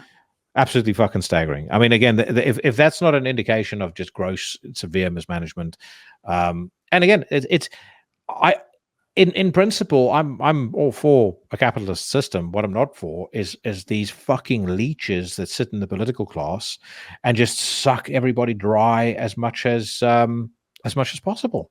Right. Capitalism is not the problem. Greed is the problem. Yeah. And that's what there needs to be more. Well, the political class who are out to take us back to feudalism or a digital form of feudalism as quickly as they possibly can. That's the problem. And the fact that nobody sees it coming, and or at least very few people see it coming, and very few people seem to have any kind of appetite to do something about it. That's the problem. Yeah. So from one shambles to another, have you seen the pictures of the new Crow? Oh my God. Okay, you mean Pete Davidson? Yeah. Okay, actually, I mean Darby Allin, who basically it looks like when they came up with the AI design, they said, or the not AI design, sorry, with the costume design, they went onto ChatGPT, they put in a picture of Darby Allin, they said, help me imagine what Darby Allin would look like if he was in the Crow, and that's what came out. Oh my God. I have so many opinions on this. I mean, number one, I absolutely, again, I'm not just a horror nerd, but also a comic nerd, and just always have had a penchant for like dark and macabre films. And The Crow is, again, one of those like early onset films that is just so integral to had an actual like mark on my brain chemistry. And especially so because one of my best friends, Gretchen, the one who Nerdy Heart Photography, who always does my photos, that was like her all-time favorite movie and something we always bonded over, and gave me an even deeper appreciation for that. And when I heard, I was pretty excited that Bill Skarsgård was cast in it, because I think he's a phenomenal actor, and some remakes have been even better than the original. And it would definitely be like when they unveiled what Pennywise looked like, and he played that role incredible. I mean, I would watch that movie 1,000 times and I would forget that the original even existed.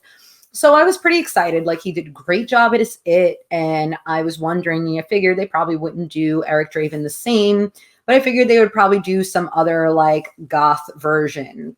I did not expect it to be like a methed out Machine Gun Kelly.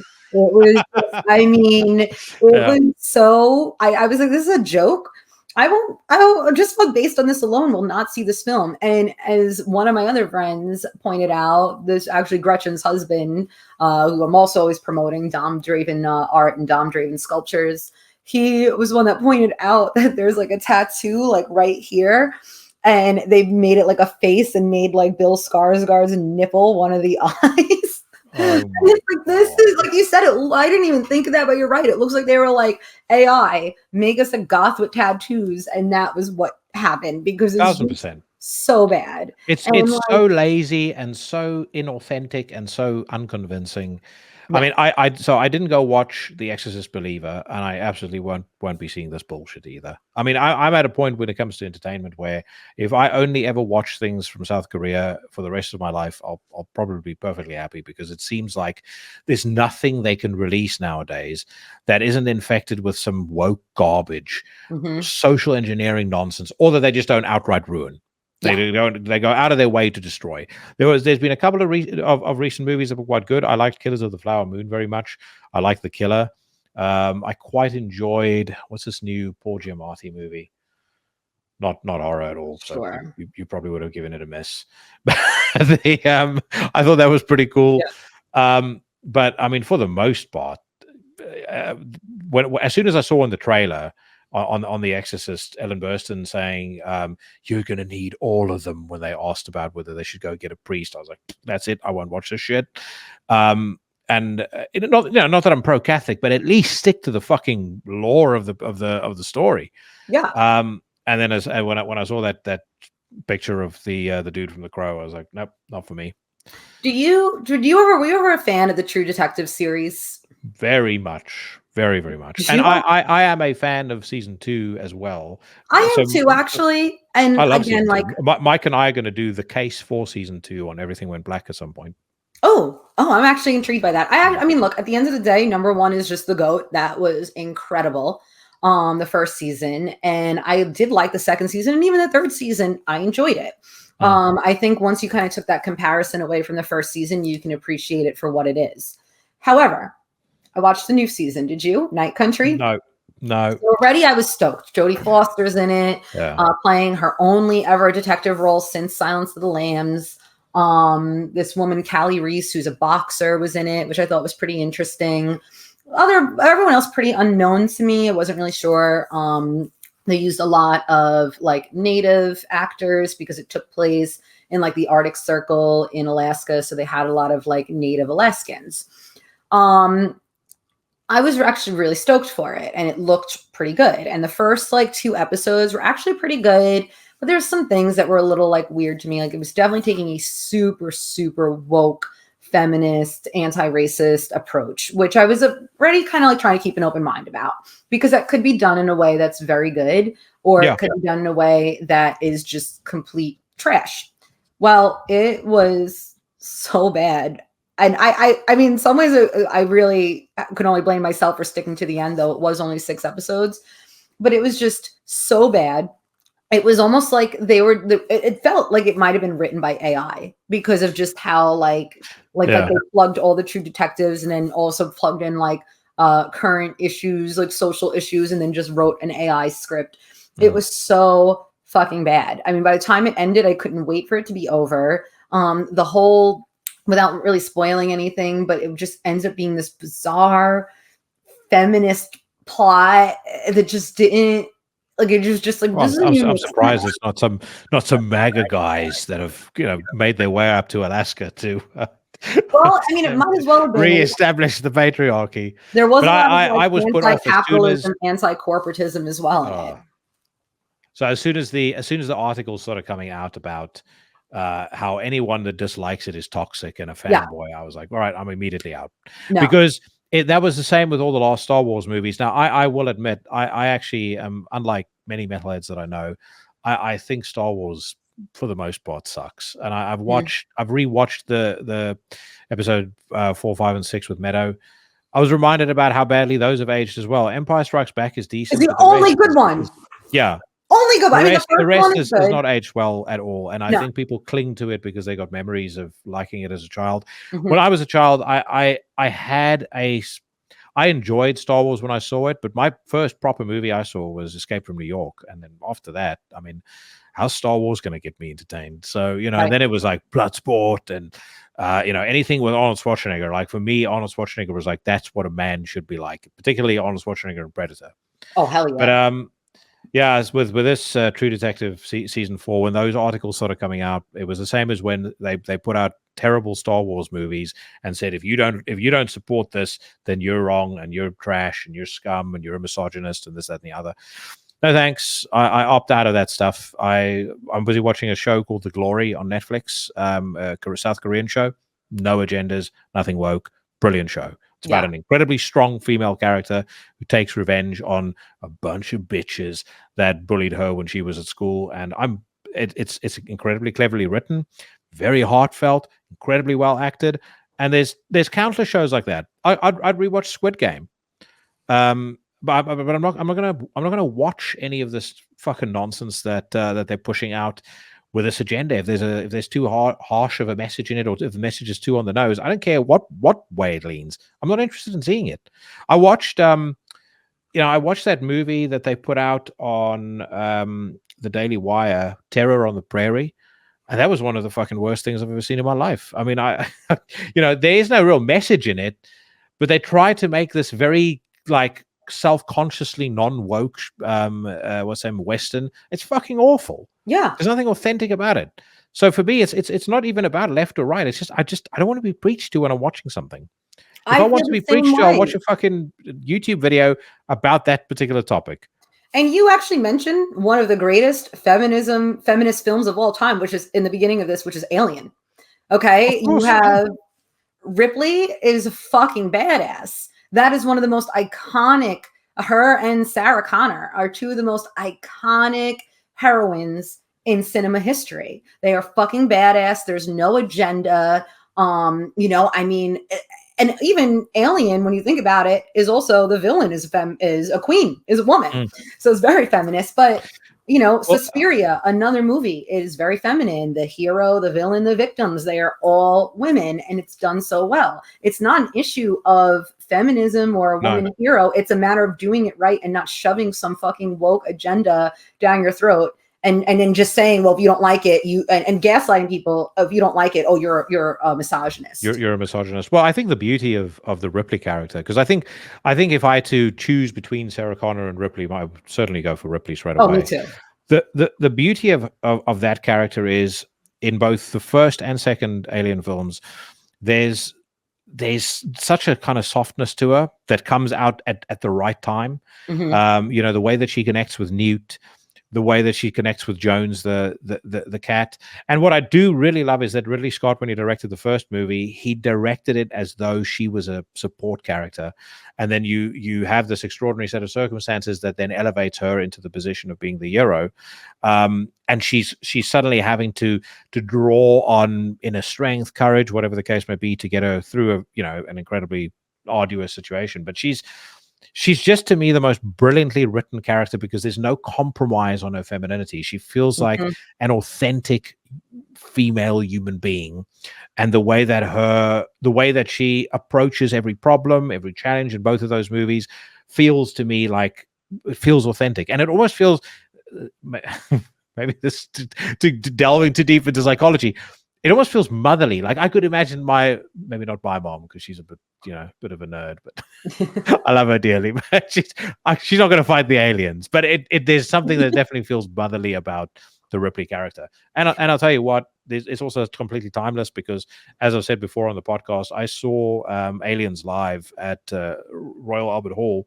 They had an orchestra doing the score, and right at the end, James Cameron comes on stage and people are cheering, and then Sigourney Weaver walked on stage, and that fucking place went ballistic, including me, screaming like a girl seeing Elvis in 1962 for the first time. It was incredible. I thought to myself afterwards, like, imagine how wonderful you have to feel, the tail end of your career, tail end of golden years of your life, walking on stage and knowing something I did in 1986 still has such an impact on so many fucking comic nerds that was sitting around in that sold out auditorium. I mean, her influence still to this day is transcending generations. That movie still holds up. Alien and Aliens. You know, and I do want to say too with Sarah Connor, I agree. I mean, if I had to pick the two, Ripley all the way, but it's not to say I still don't love Sarah Connor. And with her, if you think about it too, what was the crux of her femininity, I also can't speak today apparently, was that her badassery and her like transformation was because of her maternal instincts to protect her son. So there's also that part of it where it shows the power of motherhood and what you would do and the lengths you would go to protect your son and your family. So there is also an element of that, but still, I do agree with everything you said about Ripley as well. And did you see a while back? I don't remember. I guess this was a couple of years ago. But it had been circulating not too long ago online where, what's her face there? Jennifer, whatever her name is, the one that played, the Hunger Games girl. Oh yeah. Jennifer, is Jennifer Hudson? No, Garner. Hold on. It's on the tip of my tongue. Jennifer Lawrence. Jennifer Lawrence, yeah. So she was in the Hunger Games, which I also absolutely love those movies, and I love those books. And again, strong female badass character. This dopey ass bitch goes on an interview and says that until her, there were never any female. Oh yeah, I did see that. I did see that. Yeah. It's like, so you never watched any Alien movies. I mean, if we ignore Sarah Connor and Ripley, Clarice. Jodie Foster. I mean, Pam Grier, Foxy Brown. Yeah. I mean, there's and she predated everyone. Again, it's like, what's her name? Wonder Woman. I mean, there were so many female action heroes, comic, sci-fi, even video games. Lara Croft playing Tomb Raider as a kid. That was like, you know, again, like the first time you're seeing like a badass female character in a video game. Like, and then becoming it into a movie. I mean, it was the most tone deaf thing, and it's just like, what? But she's deranged. That woman, she's completely unhinged. She's like, I mean, a myriad of other actresses, not quite as bad as Alyssa Milano, but on the same path. Yeah. So, awesome. Well, we're nearly at 2 hours. I feel like I could probably carry on for another 2 hours, but I know you've got things to do. I had an absolute blast, and as all of our conversations, this has gone from. It has covered a broad spectrum of life's ups and downs, the things that we face every single day, and hopefully people have got something from it. I fucking loved it. So yeah, absolutly. I'm seeing you in person in 27 days. I can't wait. This is going to be so exciting. I just want to mention, you know what the best part of Inferno is? It's not the bands. It's not the hangs. It's not the conference. It's the fucking breakfast. It is the breakfast. Let me tell you, you are going to be blown away by this. It's free. It's included in the hotel cost when you see this breakfast buffet. This is the only festival where metalheads are waking up by like 10 a.m. so they could get their fucking breakfast, because it is just legendary. And it's so funny because like an ongoing thing about how awesome the breakfast is there. Obviously, though, I am kidding. The bands are going to be sick. The hangs are going to be sick. The experience overall. And let's next week, because after this, actually, first of all, I drank so much fucking coffee before this so that I would be like alert. I have to pee so fucking bad. But let's next week connect and get everything sorted for this, interviews, everything. I want to get you on that bus tour as well if you and Paige are interested. With Anders. So like, let's book some cool shit. And I'm really stoked to actually meet you in person and have you as a part of this really cool panel. Awesome. All right. Well, I'll let you do your ablutions. Yes. What song do you want to end off with? Oh, what songs do I want to end off with? I feel like I should pick a new song, but my brain is just saying Motorhead. So we can go with Motorhead. I am any song in particular? Rock and roll, because I'm in love with rock and roll. All right. Yeah. We will do that. Yeah. Thank you very much. When anyone just says band or music, my brain just defaults to Lemmy, and I can't think of anything else. It is weird. Like there's a couple of like default songs that you just always go to. Like, or just bands that I just are so important to me that even though there's so much new music, I still just go back to them always. Typo Negative, Danzig, Dio, Motorhead. Like, they're just like, those are the four that are just on constant repeat in everything that I do. So, yeah. All right. Well, Motorhead it is. Thank you very much, ma'am. And I will speak to you again very soon. Thank you. Take care.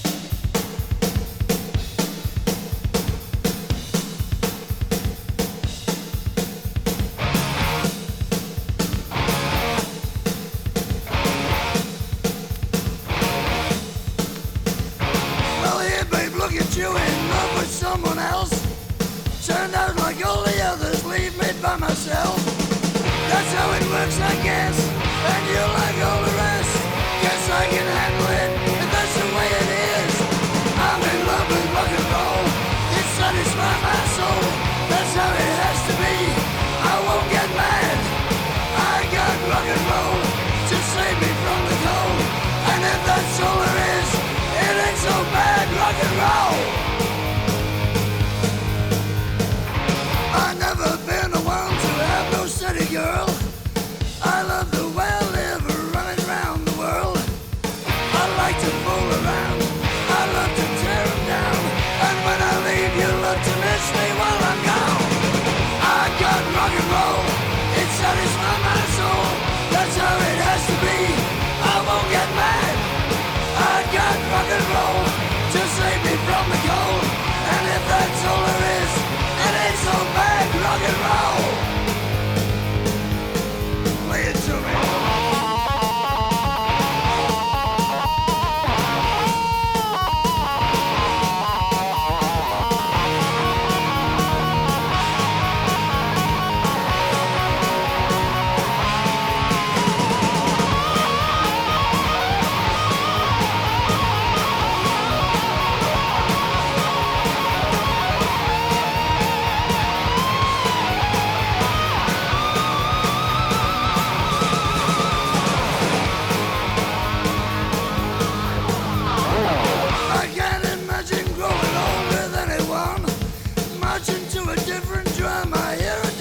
Song. I swear I love them all. I don't care if they're small, I don't care if they're tall, I love them anyway. I got rock and roll, it satisfies my soul. That's how it has to be, I won't get mad. I got rock and roll to save me from the cold. And if that's all there is, it ain't so bad. I got rock and roll, it satisfies my soul. If that's how it is, it ain't so bad. I got rock and roll, save me from the cold. If that's all there is, it ain't so bad. I got rock and roll, it satisfies my soul. That's how it has to be, I won't get mad. I got rock and roll to save me from the cold. And if that's all there is, it ain't so bad. Rock and roll, rock and roll, rock and roll. Rock and roll, rock and roll, rock and roll, rock and roll, rock and roll, rock and roll, rock and roll, rock and roll, rock and roll, rock and roll, rock and roll, rock and roll, rock and roll, rock and roll, rock and roll. Well, my friends, you cannot say that you weren't warned. A spicy conversation with an absolute pleasure of a guest. Thank you so much to Katy for her time. She will be back on the podcast without a shadow of a doubt. I cannot wait to meet her in person when we go to Norway at the end of the month. We will get that panel that I'm going to be sitting on filmed and shared somehow. I don't know who will do it just yet, but there will definitely be a way in which I get you guys to see that. And of course, there'll be hopefully a fair few in-person interviews that I record when I'm at Inferno. But thanks again to Katy for her time.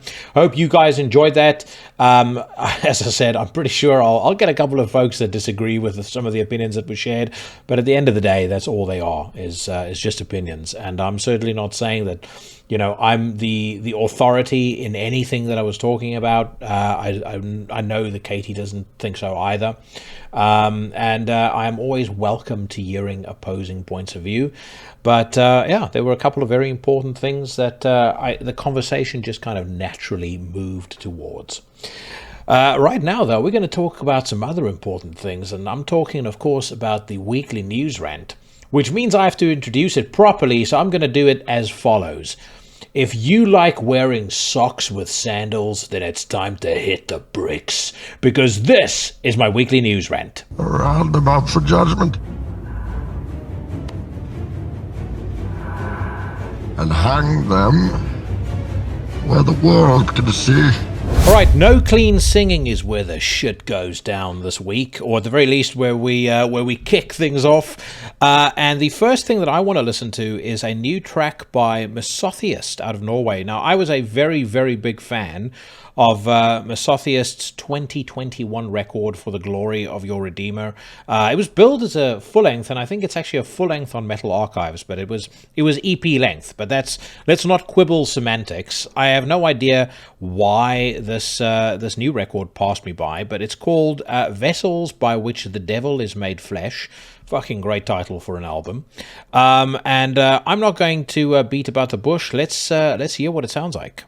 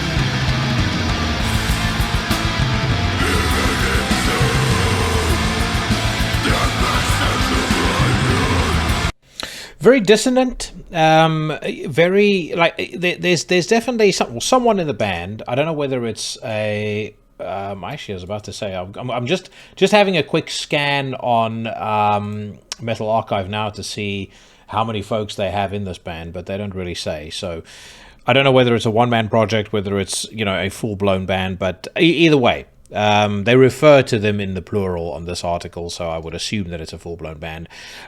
Somebody somewhere is listening to a lot of dissonant death metal, because there's absolutely a more pronounced element of that style in this music, much more so than I can recall there being on For the Glory of Your Redeemer. The music also sounds a little dirtier in a way to me. Like, not that For the Glory of Your Redeemer was ever polished, but that sort of dissonance and that Deathspell Omega influence clash here in a way that feels a bit more raw, you know, maybe a little bit more aggressive as well. So I'm liking it. It's just having a scan at what we're listening to right now. So for reference, this is the self-titled track off of the album. It's track number 2. Like For the Glory of Your Redeemer, this is also only a 3-song record, but this one actually tops out at 38 minutes. So it's not EP length, technically speaking. But yeah, like I said, I like what I'm hearing so far, very much as a matter of fact, and so much so that I'm going to get back to it.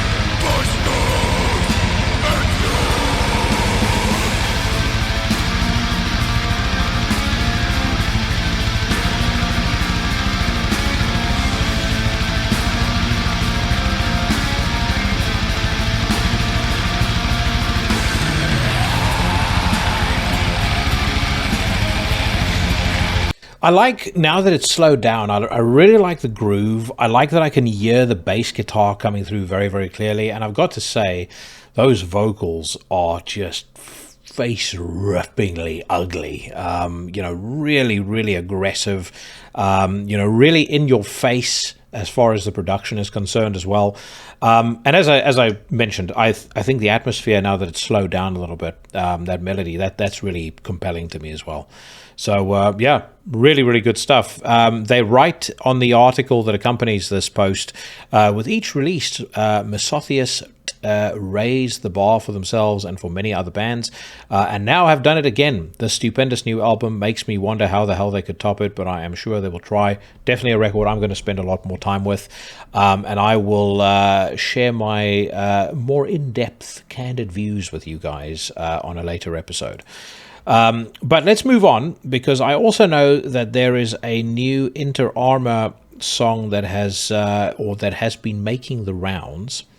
And I've got a fair few folk whose opinions I rate very highly, who have urged me to give it a listen. So let's find that, and I'll tell you guys what I think. Okay, so it says here that Inter Arma has a new album coming out called New Heaven. There's a track here, I believe it's the title track, that we'll listen to in a second. It's going to be released by Relapse on April the 26th. Like I said, quite a few folks whose opinions I rate very, very highly have been raving to me about this. So let's find out whether they are correct or whether they will be forever shamed on the News Rant.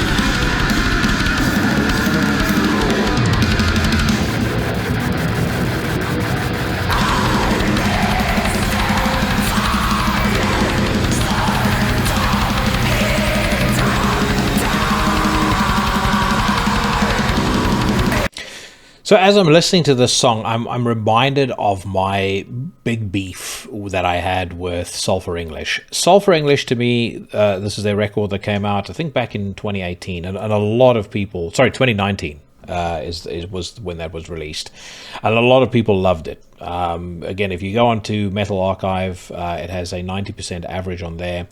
I remember it being on quite a few lists that year as well, and I enjoyed it, but my one gripe with it was that I felt that very often Inter Arma were a musician's band, if you guys understand what I mean.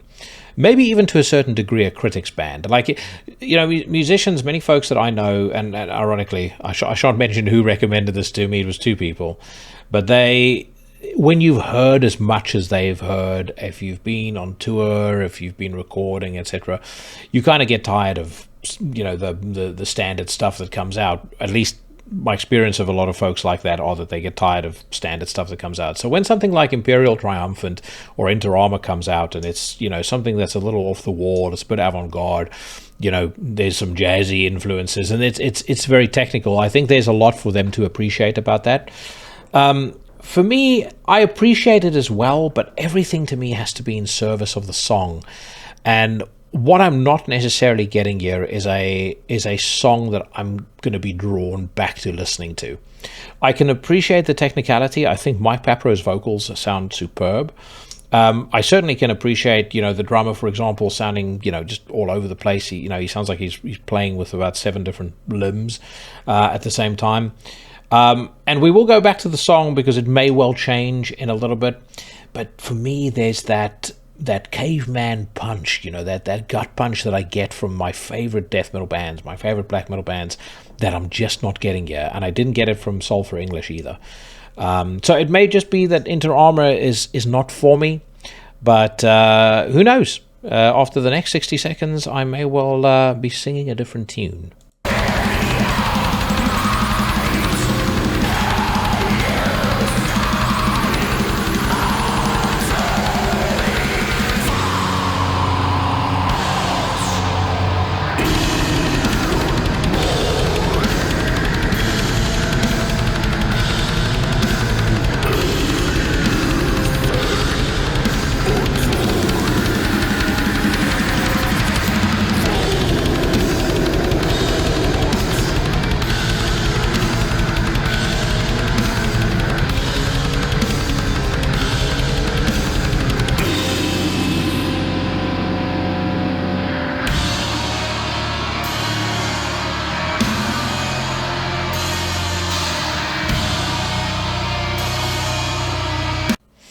Yeah, I think my verdict remains unchanged. I absolutely can see how this would be somebody's cup of Stro rum. It just doesn't work for me. You guys let me know what you think.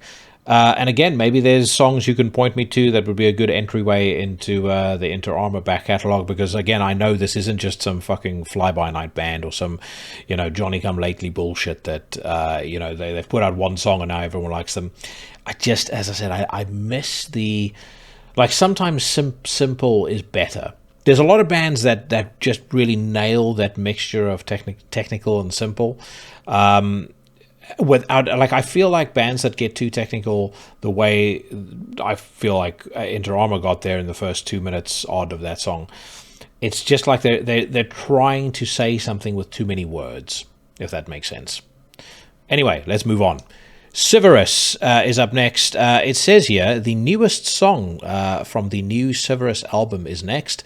Over the course of its 8.5 minutes, it morphs in unnerving ways, though not in the ways that Inter Armour's new song did. The changes are more abrupt and more dramatic, less likely to leave you feeling dizzy, blah, blah, blah.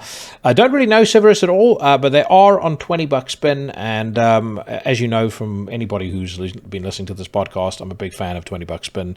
Generally speaking, every single band they put out is worth checking out, and the most recent examples of top-tier releases that they put out from their roster was the new Holder, which is absolutely fantastic, and then I am still absolutely stuck on Daiva. I think the album is called Through Sheer Will and Black Magic. That to me is just an absolute masterpiece. And when I complain about bands that the likes of Slayer and Pantera should be taking out on the road, that's one of the first bands that comes to mind. So on that note, let's check out what the song Shrouded in Crystals sounds like. And this is off the album by Civerous, Maze Envy, which is going to be released by $20 spin on March the 22nd. They go to great pains to stress to us that Juanjo Castellano did the cover art. And I suspect there may be a side benefit to artists as a result of this fallout about AI art, in that I suspect record labels, if they're smart, they're going to start using that as a selling point, and maybe those artists get a bit more credit, which I think would be fucking cool. So anyway, I'll shut up. Let's listen to Shrouded in Crystals.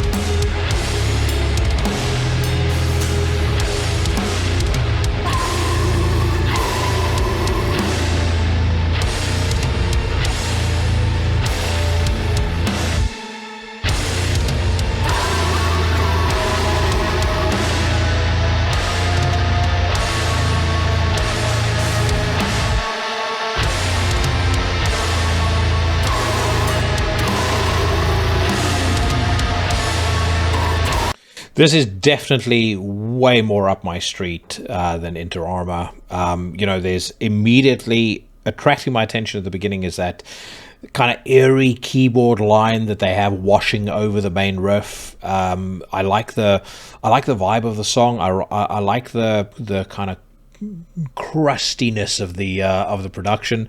The riff is cool. There's something in this that maybe fairly or unfairly is reminding me of You'll Never See, the album that Grave put out back in 1992. Actually, also maybe a little reminiscent of Valenfire, which I'm such a massive fan of that band. It's probably no surprise that I like this. But so far, so good. I'm definitely enjoying this.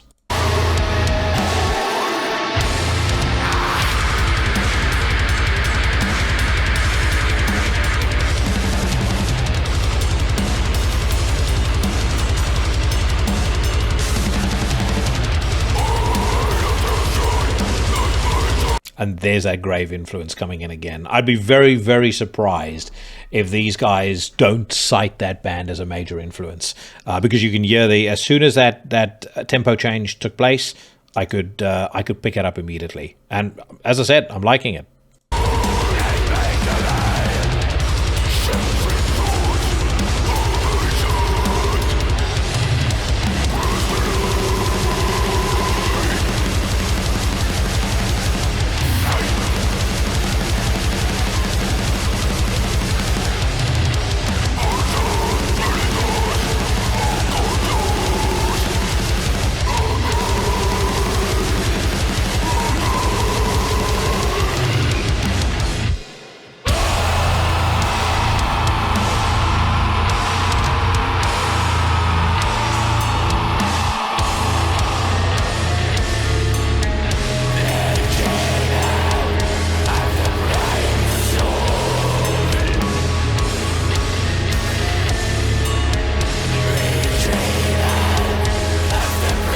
Okay, that is fucking fantastic.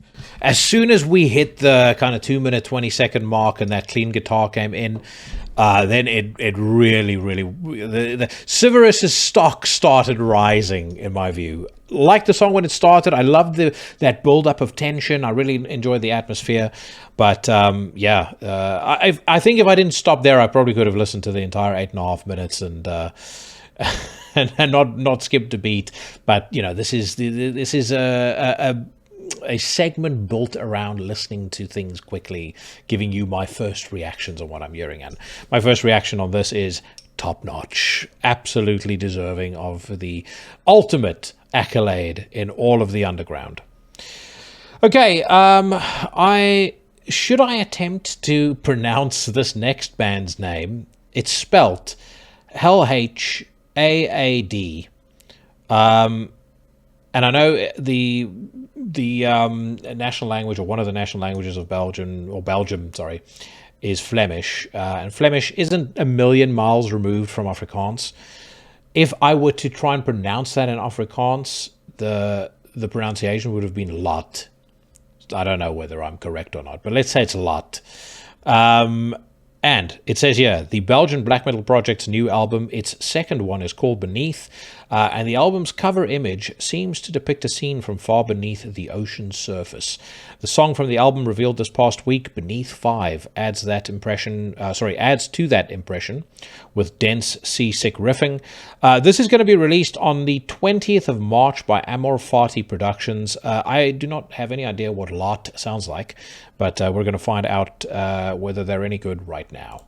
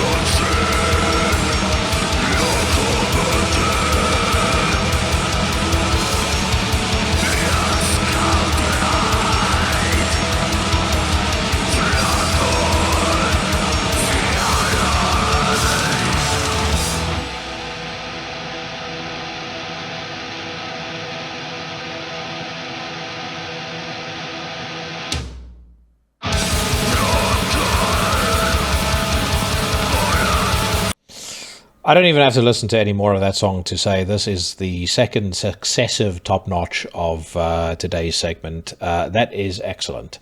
There's some second wave hypnotic black metal style riffing in there, but I also hear a lot of modern influences. Like, I would probably put this alongside things like Odysseus, Selpst. I'm sure some other names will crop up in just a second, but there's something modern going on here, but with enough reverence towards the old school, to not make it sound like Death Heaven. But no, actually, this is very far from Death Heaven. I was having a gander on Metal Archives as well, and this is a one-man project headed up by someone named Lekormas. And this individual is part of quite a few bands, including Himmel Bestormer, Rituals of the Dead Hand, Wolven, and then he's been a member of a bunch of other bands, including Last Funeral, Maelstrom, etc., etc. Either way, I'm assuming it's a dude, because it would have to be a woman on some serious fucking testosterone supplementation to sound like that on the microphone. But yeah, this is fucking excellent so far.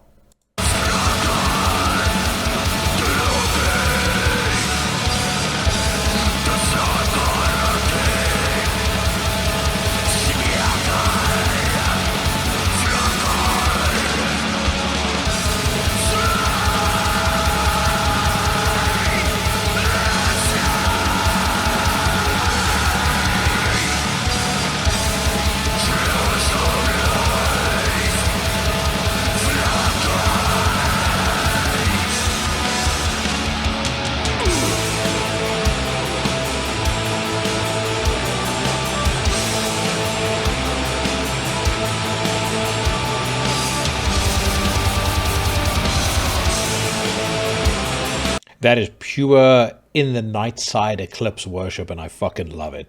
Definite top notch. I cannot wait to hear the rest of that. I will be doing so on the 20th of March when it gets released. Okay, I'm going to listen to one more. I fear potentially the worst of this next track, but I'm going to listen to it anyway. I asked you guys to keep an open mind at the top of the podcast, so it stands to reason that I should do the same when it comes to the news rant. Sylvain out of Norway has put out a new track. She's got a new EP coming out on the 22nd of March. That EP is called Ech Framant. I have never ever listened to anything that she's done. I know that she was nominated for a Norwegian Grammy. I think this was back in 2019, but who knows what it was for. That being said, let's listen if it's any good. Jeg framand, jeg en pilgrim, by kvällstund när jeg steng i kiveien. For jeg fylja ditt folk til strid over berg og bylja.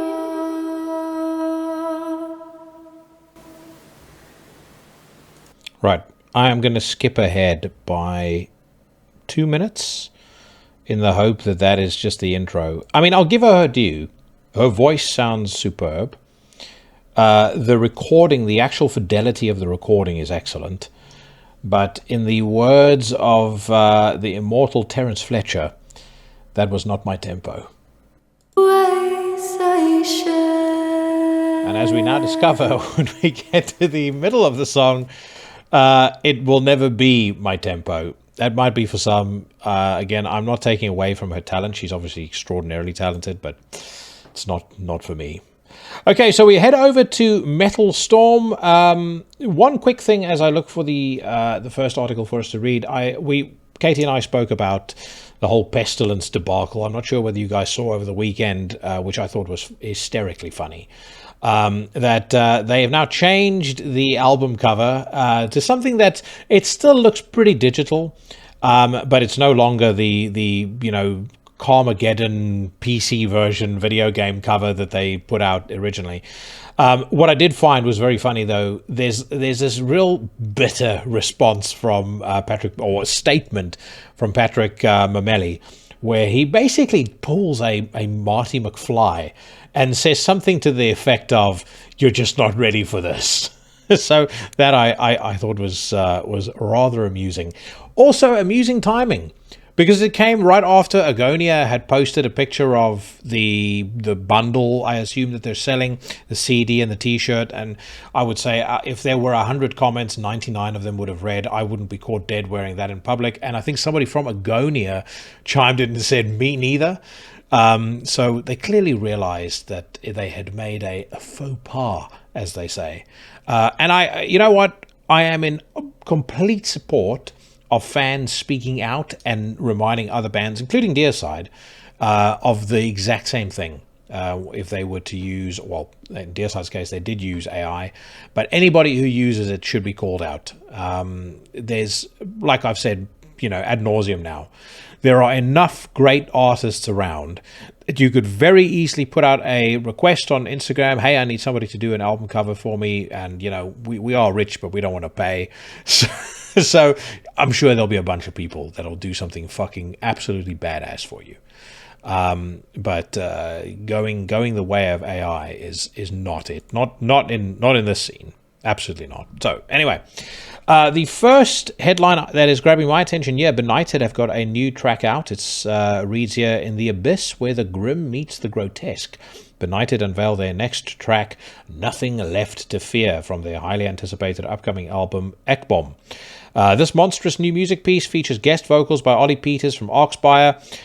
Benighted stated of the new single, Nothing Left to Fear, featuring our brother and incredible vocalist Ollie from Arcspire. This is the fastest Benighted track we ever wrote, starts at 402 BPM, Jesus. And the combination of Ollie and Julian's vocals make it so brutal. We hope you like the song, and please share it to the maximum. Enjoy.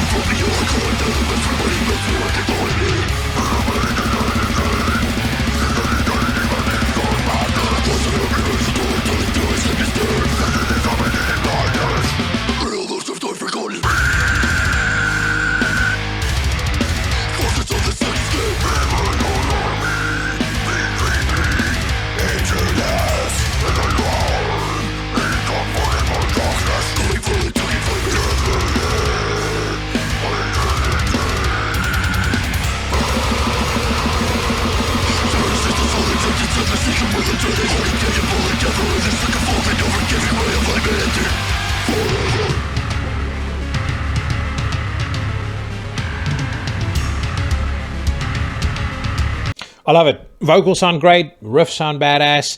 It's maybe, in terms of production, it's maybe a little clean and a little too digital for my tastes, but I mean, the overall vibe of the song is great. It's technical without being overly technical, without turning into a load of wankery, as they say. Those dueling vocals sound superb, and that bit we just paused on now where the keyboard comes in definitely has my interest peaked, so let's get back to it.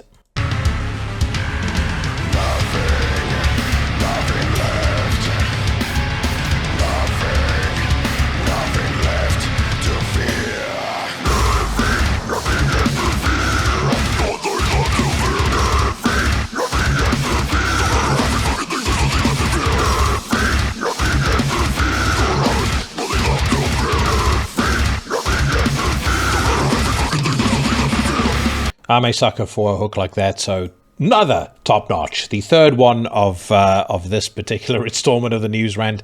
That is great, and that record is coming out, I think, on the 12th of April, if I read correctly. So, looking forward to that. I'm not going to be listening to this track by Born of Osiris for the simple reason that I don't think the guitarist was caught using AI to do his shit, but he came across as a fucking complete penis in an article that I read. And I've just decided to give the band an outright boycott. Speaking of outright boycotts, So I'm still in two minds as to whether I'm even going to attempt to watch True Detective Season 4. You'll have heard Katie and I talk about that. But based on the scathing reviews, the scathing comments from my fellow horsemen, and knowing what kind of shit that I like, I think I may well give it a miss. We just finished watching The Glory on Netflix. That was excellent.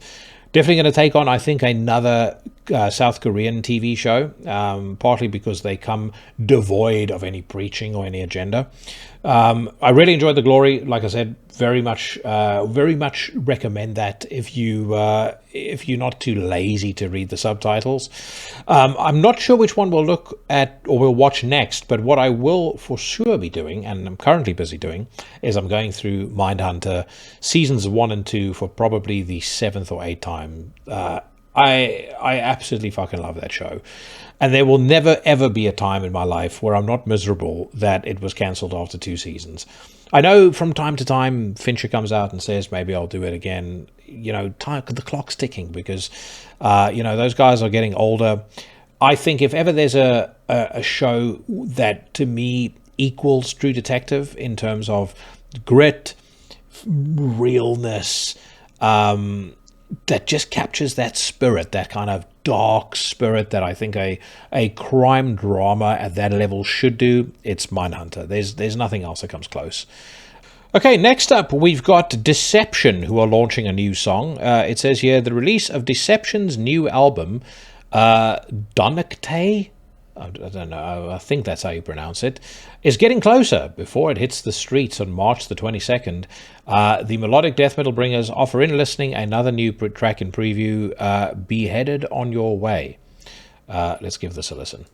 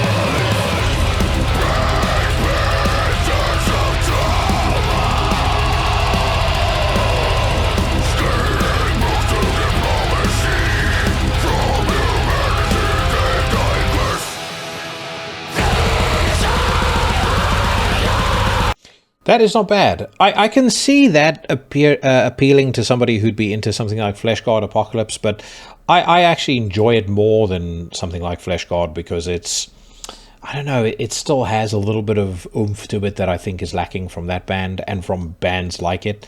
But I can certainly see somebody who's maybe into Cataclysm liking this. Again, I think this is better than Cataclysm. I can't stand that band. The vocalist sounds gruff as fuck.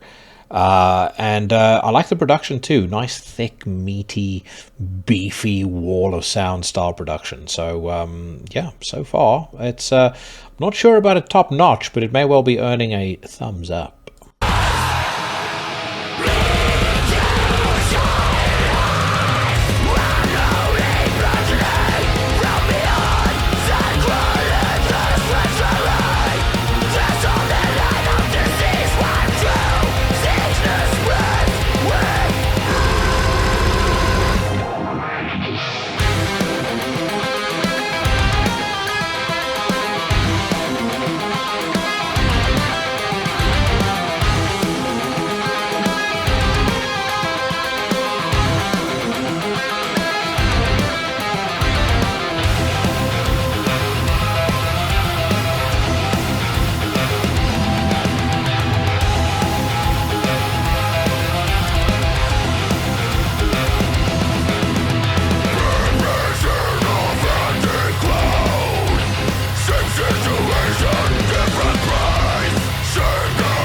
I like it. I'm not sure it grabs me as much as some of the other tracks that we've listened to that have been top-notch worthy, but it earns a thumbs up. And again, for anybody unfamiliar with the scaling, which it does tend to evolve on a constant basis, beyond top-notch is the best you can get. Top-notch is, nearly there.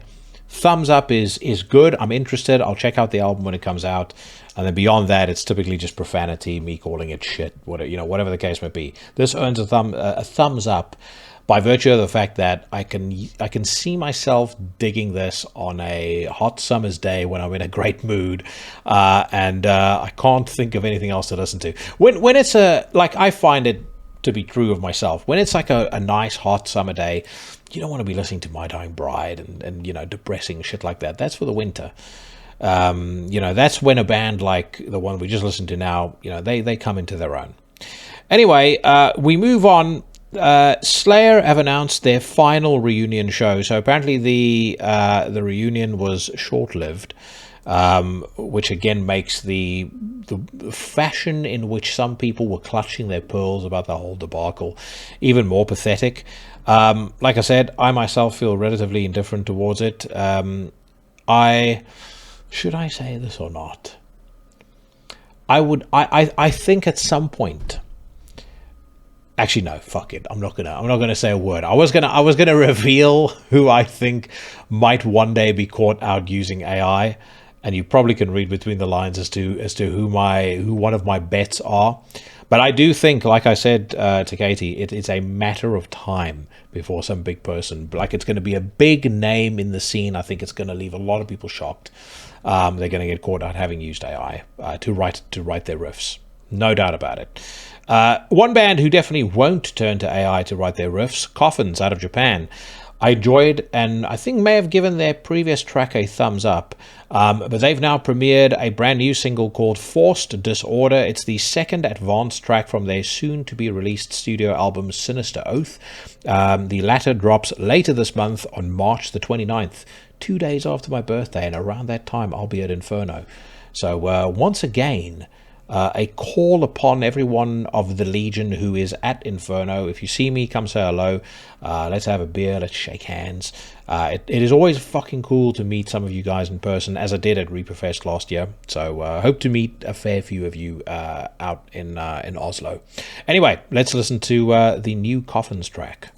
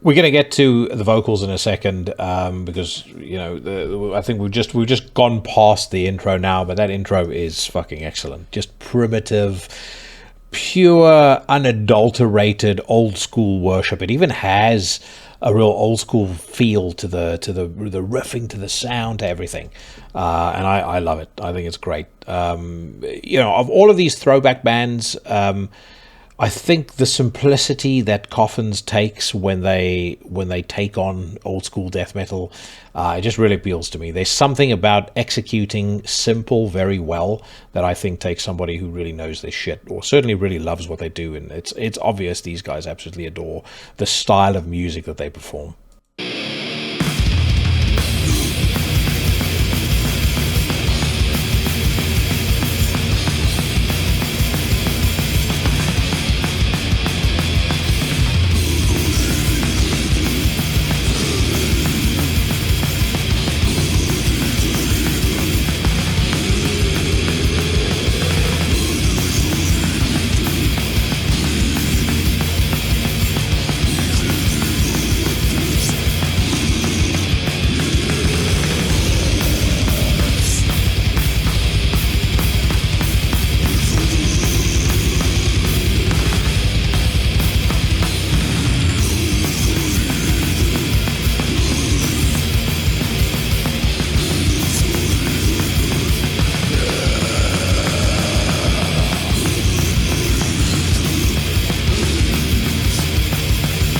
Look, death metal has come on in leaps and bounds as far as the number of influences that you'll hear in the scene.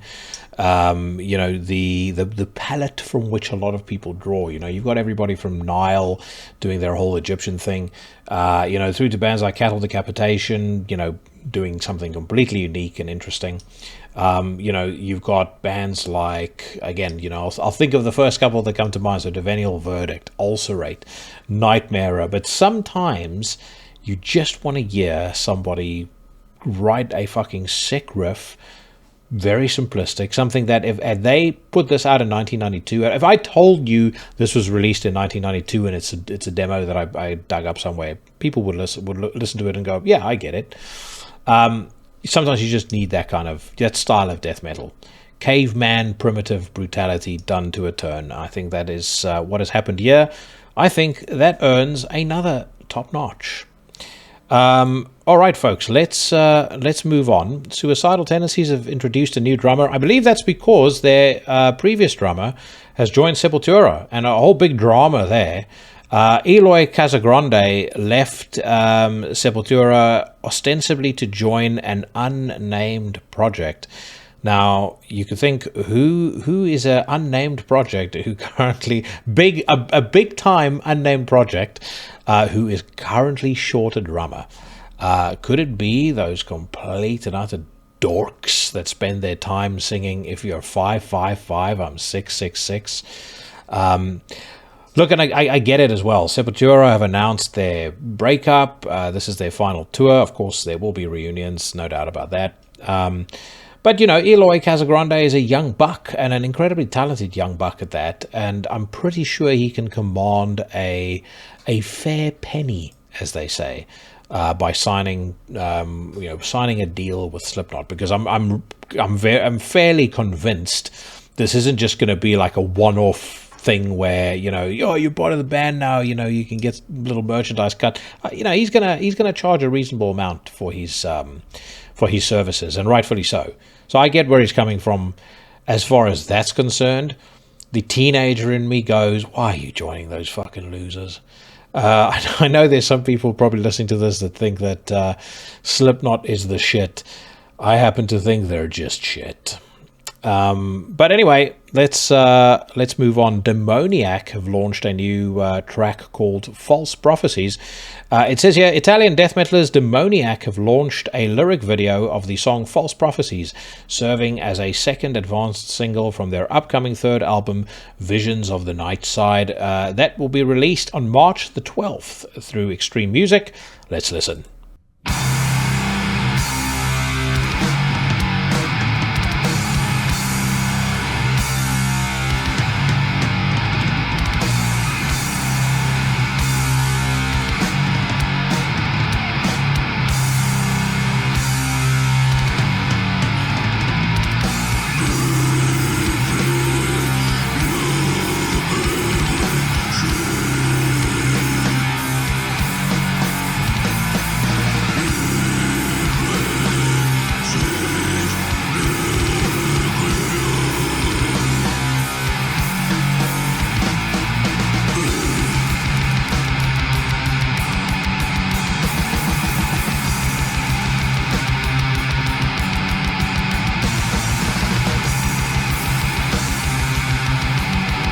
No prizes for guessing where that was recorded. So, for those that don't know, that is a Sunlight Studios product, and you can hear it immediately. As soon as that fucking chainsaw sounding guitar comes out, I knew straight away. The song itself, maybe a little nondescript. I mean, I know I was just singing the praises of Coffins for doing simple in a really cool way, executing it really well. This isn't bad, but as I said, it feels a little nondescript. It kind of lacks. I think what gets Coffins across the line is there's a real personality to what they do. There's like a real fuck you attitude in the way that they write music that just comes out of the song, especially this new one. And I'm not getting it here necessarily. Maybe I'm being unfair, so we're going to give it another 60 seconds. But this isn't quite grabbing me at the moment.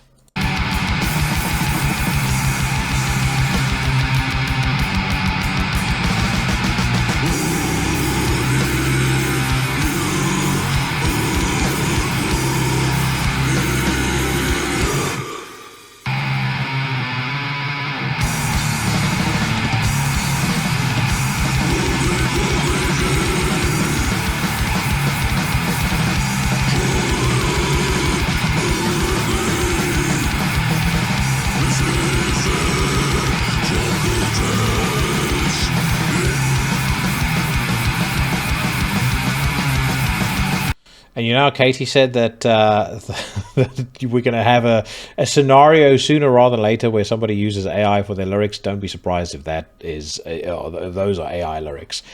An idiot born of idiots, fucking hypocrisy, power games. This is the fucking church. I mean, maybe Max Cavalera would have come up with something like that. I mean, I'm almost waiting for somebody to yell, "Fuck all your bullshit, fuck all your politics," midway during the song. But yeah, it's not rubbish. It's not my tempo. All right, Power Trip confirmed more reunion shows. I mentioned at the start of the show I was going to weigh in on this Blake Ibanez debacle. Now, I say weigh in. I'm not going to be giving an opinion on the Palestinian-Israeli conflict because honestly, it's such a triggering topic, and I'm certainly not qualified to speak on it to any degree. I have opinions on it, but what I do have an opinion on is the way that Blake has been treated and the way that he responded to the threats from certain members of, I would assume, the fringe of the New York punk scene. Long story short, my friends, you can go look up the article on Lambgoat. Around October the 7th, when the Hamas attack took place in Israel, somebody must have sent Blake a message on Instagram. The message on the article actually indicate, or the DMs that were shared show that the post was deleted. So no one really knows what was sent to him. For all we know, it could be a video of, somebody being beheaded. Either way, somebody shared a video or a photo or a meme with Blake. Blake's response was, "You are a terrorist." To which this particular individual from the New York punk scene took it upon themselves to post the DM exchange, as well as a list of demands that included a full and frank apology, that Power Trip should be flying the Palestinian flag at shows going forward or be cancelled, referred multiple times to Power Trip as fascists, and said that Blake had been espousing harmful views in support of Zionism for, apparently this was a chronic thing with him. And then they also demanded that the next shows that Power Trip play should see the proceeds go to the Palestinian relief effort. Now, one thing that I found particularly hysterical about this was, first of all, the use of the word comrades in the message, because comrades obviously denotes from, our communist friends, and I say friends, I mean enemies, but either way, I mean, this literally read like something out of a fucking Maoist struggle session. But then also, it's the irony of it is not lost to me that the old punk lyric goes, "Punk ain't no religious cult, punk means thinking for yourself." And apparently the part that is added in that I've never heard of before is, "Unless you disagree with anything we say, in which case your livelihood, your career, and your band is fair game, and we'll try and wreck all of it." I don't understand how the people that do these things don't have some degree of self-awareness over how utterly pathetic and unserious they come across. And unfortunately, I mentioned I was going to talk about Blake's response. He buckled, he caved, bent the knee, went through a full denouement, where he said that he felt very sorry, he'd gone through a learning experience and a journey and blah, blah, blah. From everything that I could tell, the guy was just emotional because apparently he has family in Israel. After the attack happened, he was clearly very emotional. Somebody sent him something that triggered him. He sent a response. No reason to hate on the guy, but like I said, even if he, this isn't even a particularly harmful opinion that he's sharing. I mean, the guy isn't turning around saying, "Hey, you know what? I think we should throw gays in prison." None of that shit. All he's doing is saying, "I'm not down with terrorists." But apparently his definition of terrorism doesn't quite fit in with the definition of supposedly the New York City punk scene at writ large's definition of terrorist. My understanding is if somebody attacks civilians, doesn't matter what side of the fence they sit on, those people are terrorists. So anyway, that's my opinion on that. But we move on. Malconfort have joined forces with Transcending Obscurity Records. It says here, Malconfort, an experimental black metal ensemble from the United Kingdom, have inked a deal with Transcending Obscurity Records for the release of their debut record titled Humanism. While waiting for additional details, do not hesitate to give a listen to the first streaming single called Rage. Now, you all recall I was absolutely fucking like a kid on Christmas morning when I heard that new Transcending Obscurity band, Construct of Leith. So I'm just going to say this, but my expectations are very, very high. I don't know what Malconfort sounds like, but they've got some serious fucking serious expectations to live up to, and my eyes are immediately drawn in the way that they're describing themselves on this article to the line, "Not quite smooth jazz." So yeah, I'm entering this one with some degree of trepidation. That's all I'm going to say.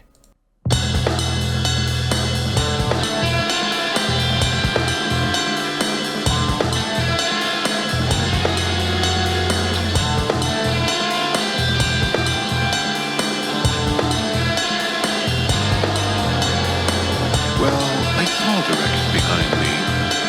The dead people caused by my self-indulgence and fantasy life. And then my self-indulgence. And not doing anything about it. Anything at all. Maybe I needed help. Maybe I should have taken action against myself.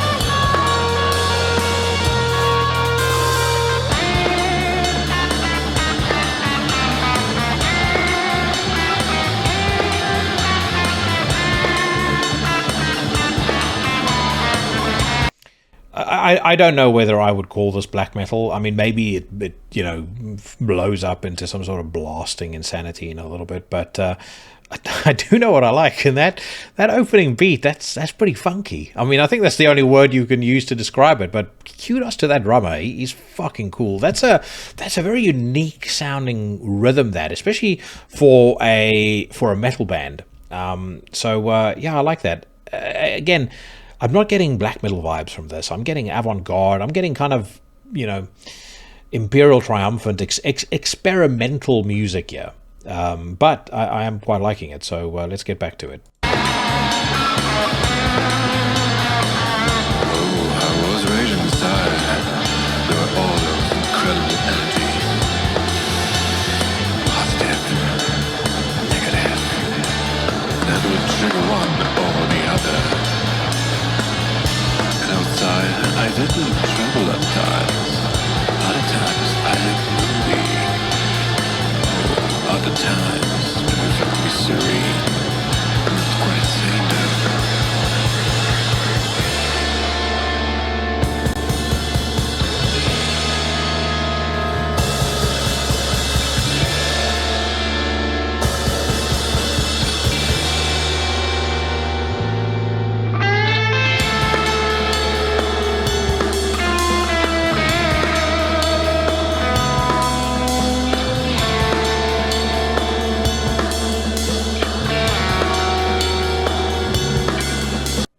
Look, it's definitely not going to be for everybody. I can see quite a few people thinking it to be complete and utter shit, and may well be writing a comment right now saying, "I can't fucking believe you like that crap, Jackie." But I like it. I'm digging it. I'd be very curious to hear what the rest of it sounds like. You can't have a whole entire record of just that. So they're going to need to come up with something. There's going to need to be some hooks in there and some big moments. But I'm curious. All right, let's have a quick gander at the Democrats' Guide to Rock Music before we call it an episode. Bruce Dickinson on his upcoming solo tour. It's going to be an incredible band. I've yet to listen to that new Bruce Dickinson record. After that last single, I was a bit put off. As much as I absolutely loved I think it was the first single that they put out. The one after that was mucky muck. But then again, great many members of the Legion have been posting about it on the socials, and seems like a lot of you guys like it. So I'll definitely give it a proper listen at some point, and again, I'll share my views on a future episode. Judas Priest's Scott Travis. I'm glad that KK Downing finally decided to get back in the music business and create new music. In a way, that might stick in old KK's craw, because there's not a single interview that goes by where he's not denouncing his former bandmates as being, completely mean and vile to him. Pantera's Rex, Zach, and Charlie perform Floods during soundcheck in Memphis. I think they performed it live as well, not too long ago. Sepultura kick off their farewell tour. They play their first show with new drummer Grayson Nuckrutman. We might go back and check out some of the videos from there. Ministry shares new music video for New Religion. I attempted to listen to Hopium for the Masses on Friday when it was released, and I couldn't last more than 60 seconds. It is such a load of fucking garbage. And again, a band that at one point in my life, if you had asked me who my favorite band was, I would have said Ministry. Probably around the time that Filth Pig came out. I was so into that band, and it's, for those older records, still am. It's just not. I just can't understand what has gone wrong. What was the malfunction that took place there? Yeah, folks. I think outside of that, there's not a whole lot here that's scratching my itch right now. So let's maybe wrap up and have a quick gander at whatever video footage they have of Sepultura performing with this new drummer of theirs. That dude has got a fucking serious job ahead of him trying to come anywhere close to Eloy Casagrande, I've got to say. Frankly, Igor Cavallero as well. I remember seeing Igor play with Sepultura years back, and this was after Max had left the band, and he was just on fire. And the times that I've seen him with Max as well, I've seen Caballero Conspiracy twice, and both times he was just fucking incredible. Okay, so here's some cell phone footage of Refuse, Resist, and Territory. Let's hear what this new drummer sounds like. Let's hear if he cussed the mustard.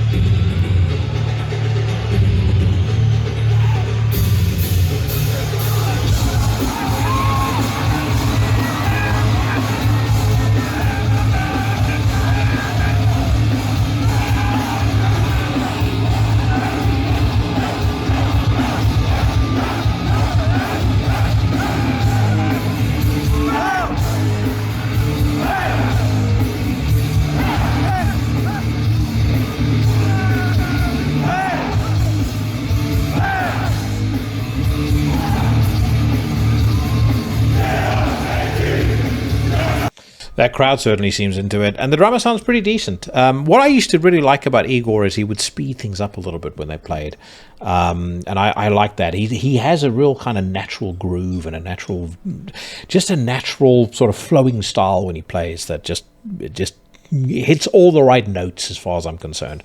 But yeah, that looks pretty decent. Will I go see them when they play in London? I think so. I've always been partial to Derek Green. I think he's a great vocalist. I think he's a fucking brilliant frontman, and he seems like an incredibly nice guy, even though he's a vegan. Yeah, am I sad Sepultura are going? I'm kind of glad they're finishing up. It'll be interesting to see what they do next. I can't imagine they're just going to retire from music altogether.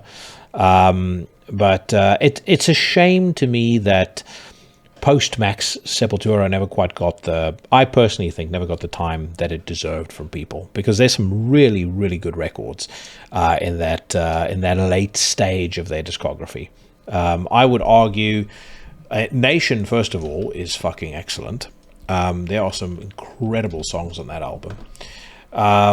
and then we'll just do a quick tiering list. So Nation is great. Roarback is probably more of a 7 out of 10 record. Again, some good songs, but misses the mark a few times. Dante, XXI, Alex, And then things started getting a lot better. So Kairos, which came out in 2011, that's to me where they kind of got their mojo back. A lot of the songs are more aggressive. It just feels like there's a lot more going on there. There are some great gym tracks on there. And on the topic of gym tracks, there are also some superb gym tracks on The Mediator between Head and Hands Must Be the Heart that came out in 2013, as well as Machine Messiah that came out in 2017. Quadra, their last record, I don't think is bad, but it kind of feels like it's dipping again in comparison to those 3 records they released from 2011 on. So maybe now is the best time for them to quit. But I'll give them this. And again, let me know if you guys think I'm wrong. But you can say a great many things about Sepultura, but you can't say that they ran out of imagination or they ran out of passion. Like a band like Slayer were phoning it in from Diablos and Musica onwards, in my view. But I don't feel like these guys were ever phoning it in. When they took risks, sometimes they paid off, sometimes they didn't pay off, but they never ever phoned in an album. It just so happened that, again, sadly, they had a legacy that preceded it that people just love and are so close to that they were never going to have a chance, really. Which is a testament to how good those old albums are. In any case, on that poignant note, my friends, I am wrapping up the news rant for this week. And guess what else I'm wrapping up? This episode. I'm going to give you guys a little treat on the way out the door. The band Azea hail from Portugal, and they've just put out a fantastic record called I Begin.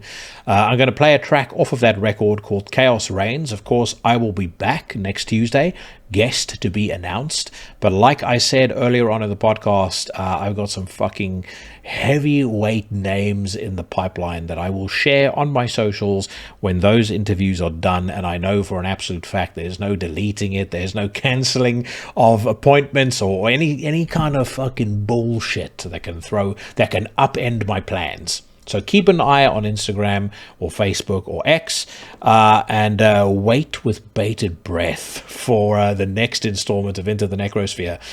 In the meantime, my friends, whatever it is that you're doing, stay safe, stay healthy, and I'll see you bad motherfuckers again next week.